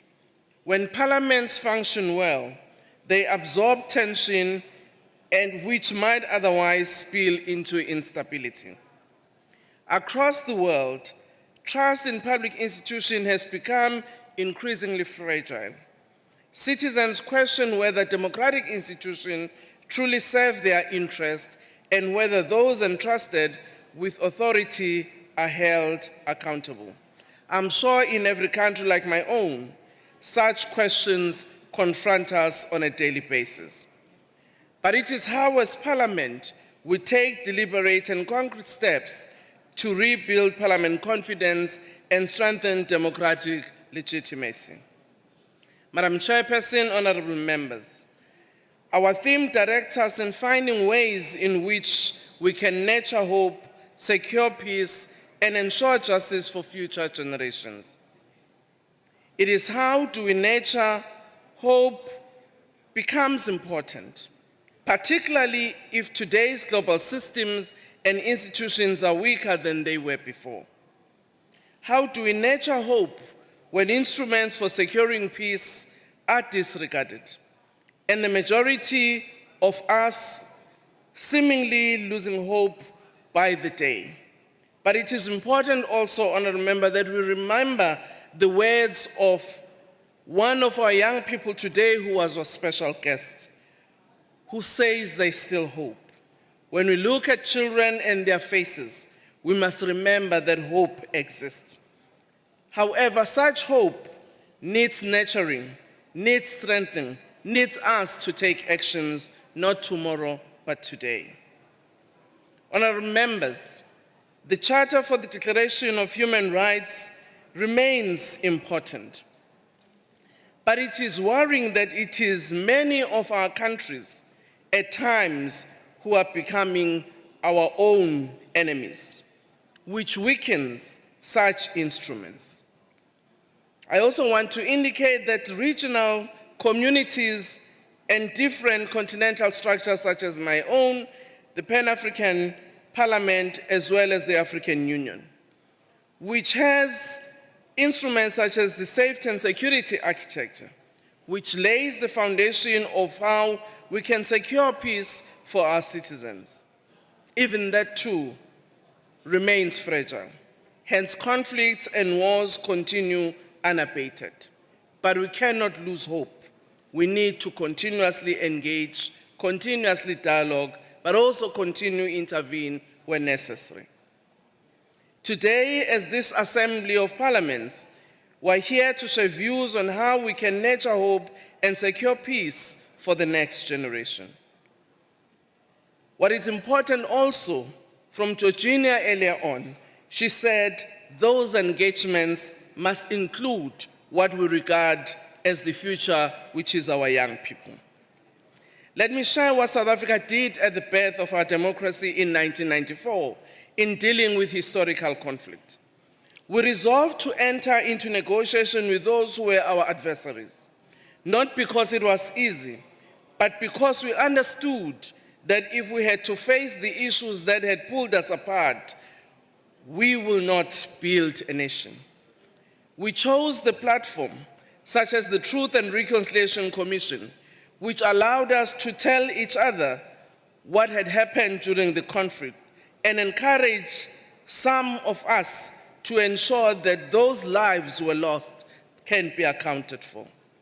Subsequently, our constitutional framework ensured that we address the injustices of the past.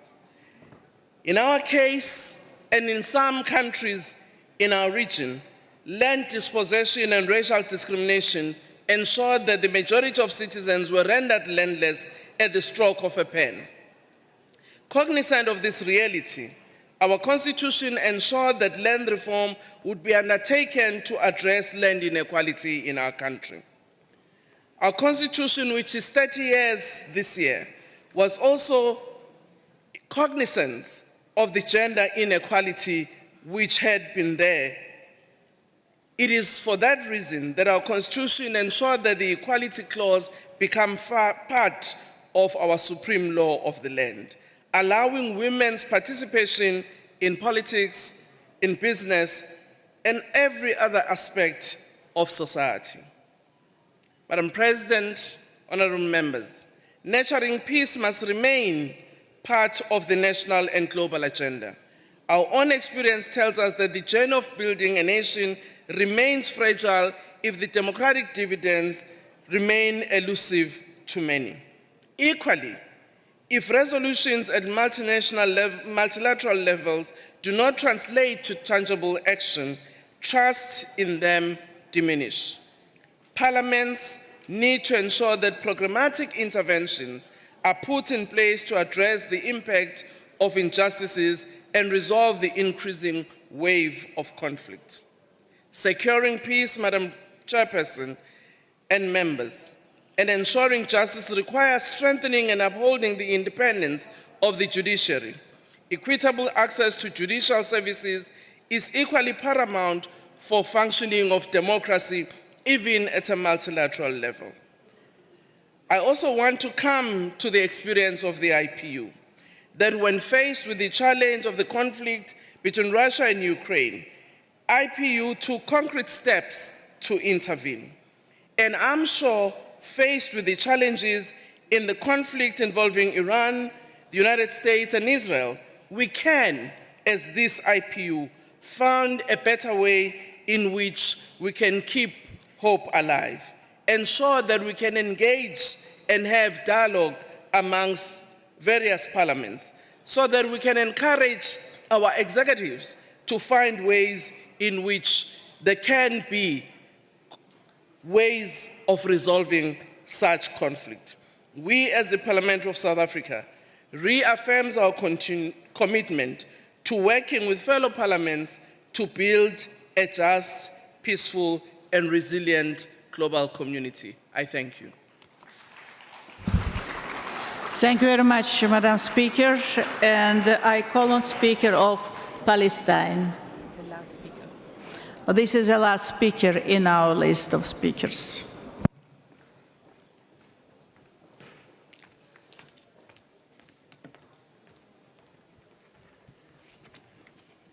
If you would please allow me, with an emotional expression and comment. Today in the morning, all of us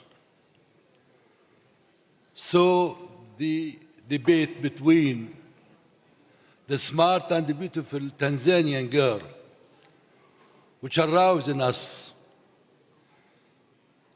the future we hope to be a safe and safety and peaceful. But in the dark side, it reminds me about the children in Gaza. Thousands of our children in Gaza are killed by the Israeli army. And thousands of them lost their whole families. And 100,000 lost father or mother.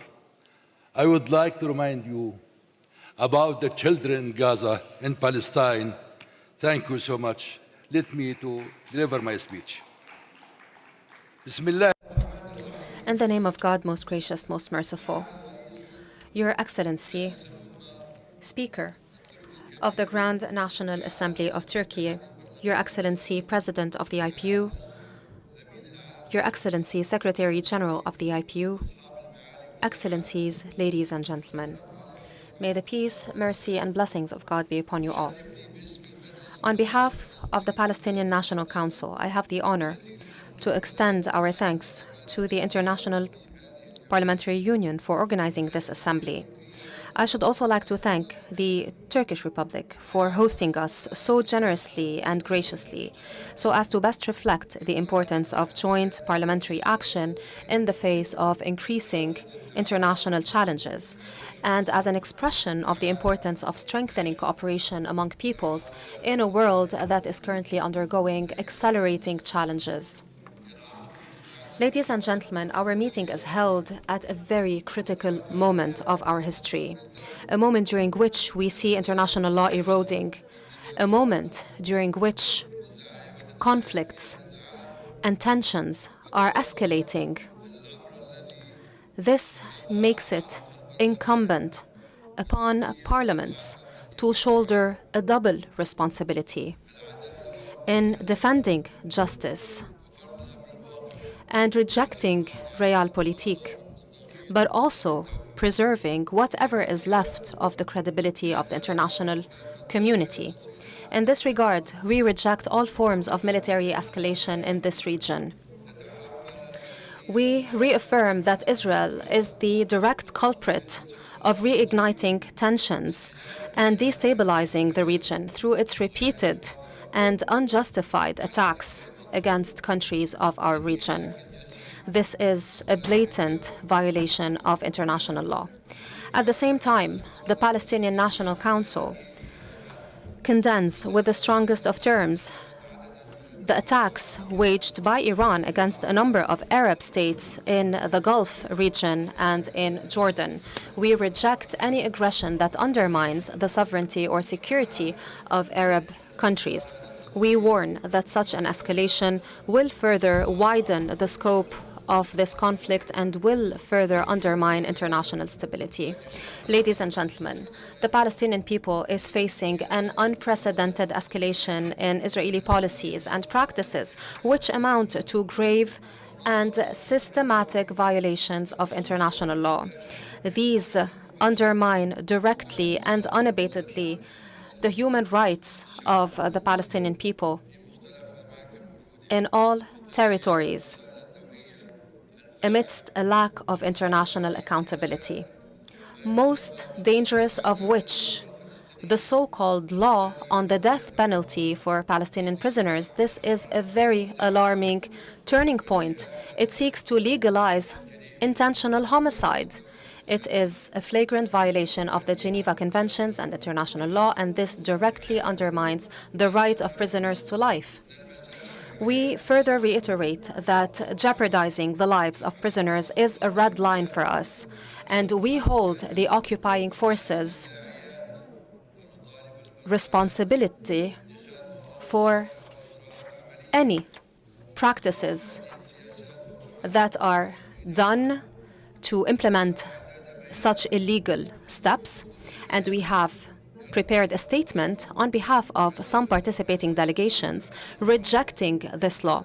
It will be distributed to you all, and we beseech you to sign this petition stemming from your belief in the values and principles of the IPU, namely the protection of human rights and protecting human dignity. At the same time, the West Bank is also witnessing an alarming escalation in terms of the aggressions perpetrated by settlers within a de facto policy. They are seeking to impose new realities at the level of settlements by expanding them and building new conglomerations. They are unleashing settler violence against innocent, unarmed civilians, supported by the occupying authorities. These aggressive policies put a great strain on the efforts of peace, the efforts to build a viable Palestinian state.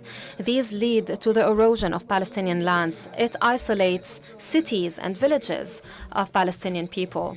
We need to move urgently to stop these violations and provide protection to the Palestinian people. In parallel, the occupying authorities are still hijacking Palestinian tax money. This is another flagrant violation of international law and the signed conventions. This deprives the Palestinian people of its rights, its financial rights, and leads to further deterioration of the economic situation. In Jerusalem, aggressions and attacks are still being perpetrated against Islamic and Christian holy sites, including Al-Aqsa mosques and the Holy Sepulchre. This is another attempt to impose a de facto situation that changes the religious and historic identity of our city by changing the laws and by imposing a new reality that undermines the custodianship of the Hashemite Kingdom of Jordan over the holy Christian and Islamic sites. This is a very dangerous development, and it undermines the chances of peace. In the Gaza Strip, the humanitarian situation is still deteriorating in light of the wide-scale destruction of infrastructure, housing units, and critical vital facilities. Restrictions are still being imposed on the access to humanitarian assistance. This compounds the suffering of innocent civilians. This is a true test for the international community. This includes the responsibility to guarantee unfettered access to humanitarian aid, to halt attacks and breaches of the ceasefire, and the full withdrawal of Israeli occupation forces. This would guarantee the basic living conditions that are the right of each and every citizen of this world. Ladies and gentlemen, the lack of international accountability undermines trust in the international law system. This calls upon parliaments to play a more proactive role in support of international laws and hold the perpetrators of violations accountable. The Palestinian cause will forever remain a true test of the international community's attachment and commitment to justice and human rights. Peace cannot be achieved without ending the occupation, without allowing the Palestinian people to have its own independent state with East Jerusalem as its capital. We reaffirm the importance of the role that the IPU can play in promoting accountability and push towards more just and fair and equitable positions so as to best reflect the values upon which this union was built. We count on your support in our efforts to restore stability and to confront policies that threaten regional and international security and stability, and also to work towards building a more fair and just world. Thank you. May the peace, mercy, and blessings of Allah be upon you. Thank you. Thank you very much, Mr. Speaker. Ladies and gentlemen, we have received 2 requests for a right for reply from Iran and Rwanda. And I'd like to say that each delegation will have only 2 minutes from their seats. And now I call on Iran. You have 2 minutes, please. Bismillah al-Qasim al-Jabbar.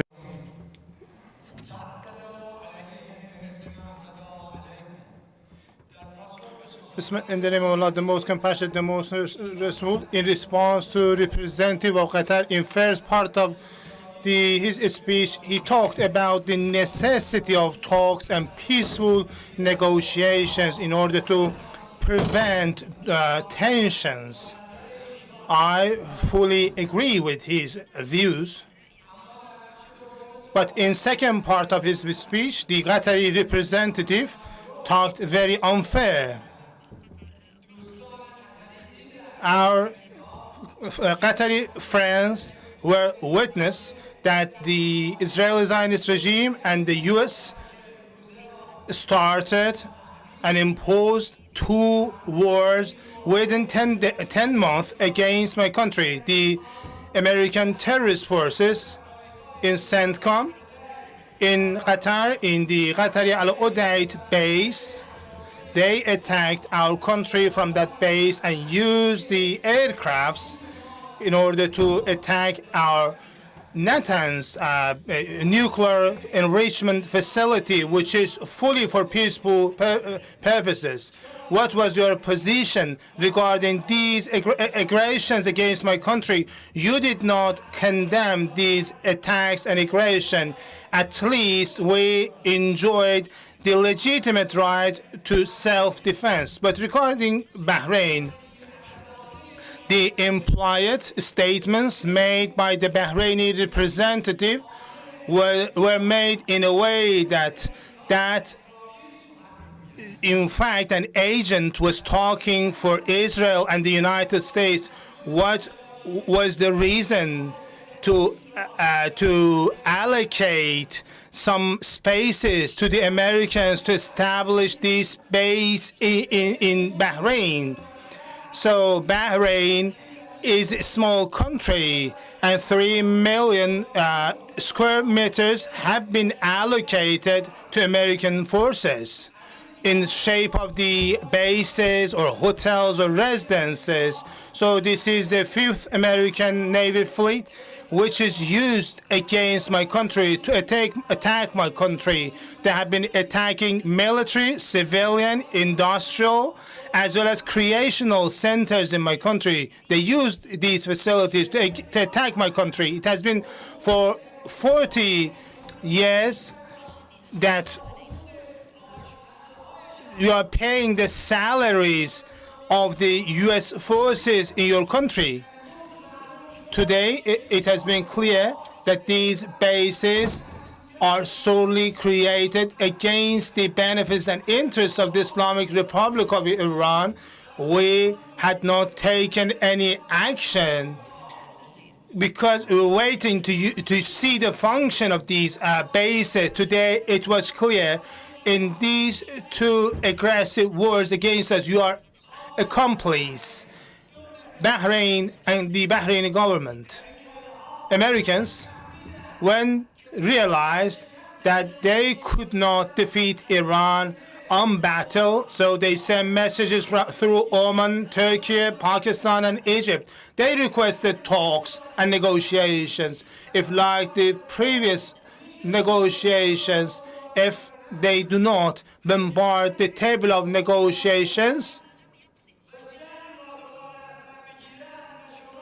if they bombard the table of negotiations, if they end the talks, if you provide facilities to the Americans to attack Iran, so you will be strongly responded so that you will forget your own names. You will see the anger from the Iranian armed forces against your country. We expected the representative of Palestine to talk about the innocence of Gaza and more than 70,000 martyrs in Gaza, to talk about Gazan infants, to talk about Gazan women, but he did not mention those things. Thank you very much, Madam Chairperson. Now I call Rwanda.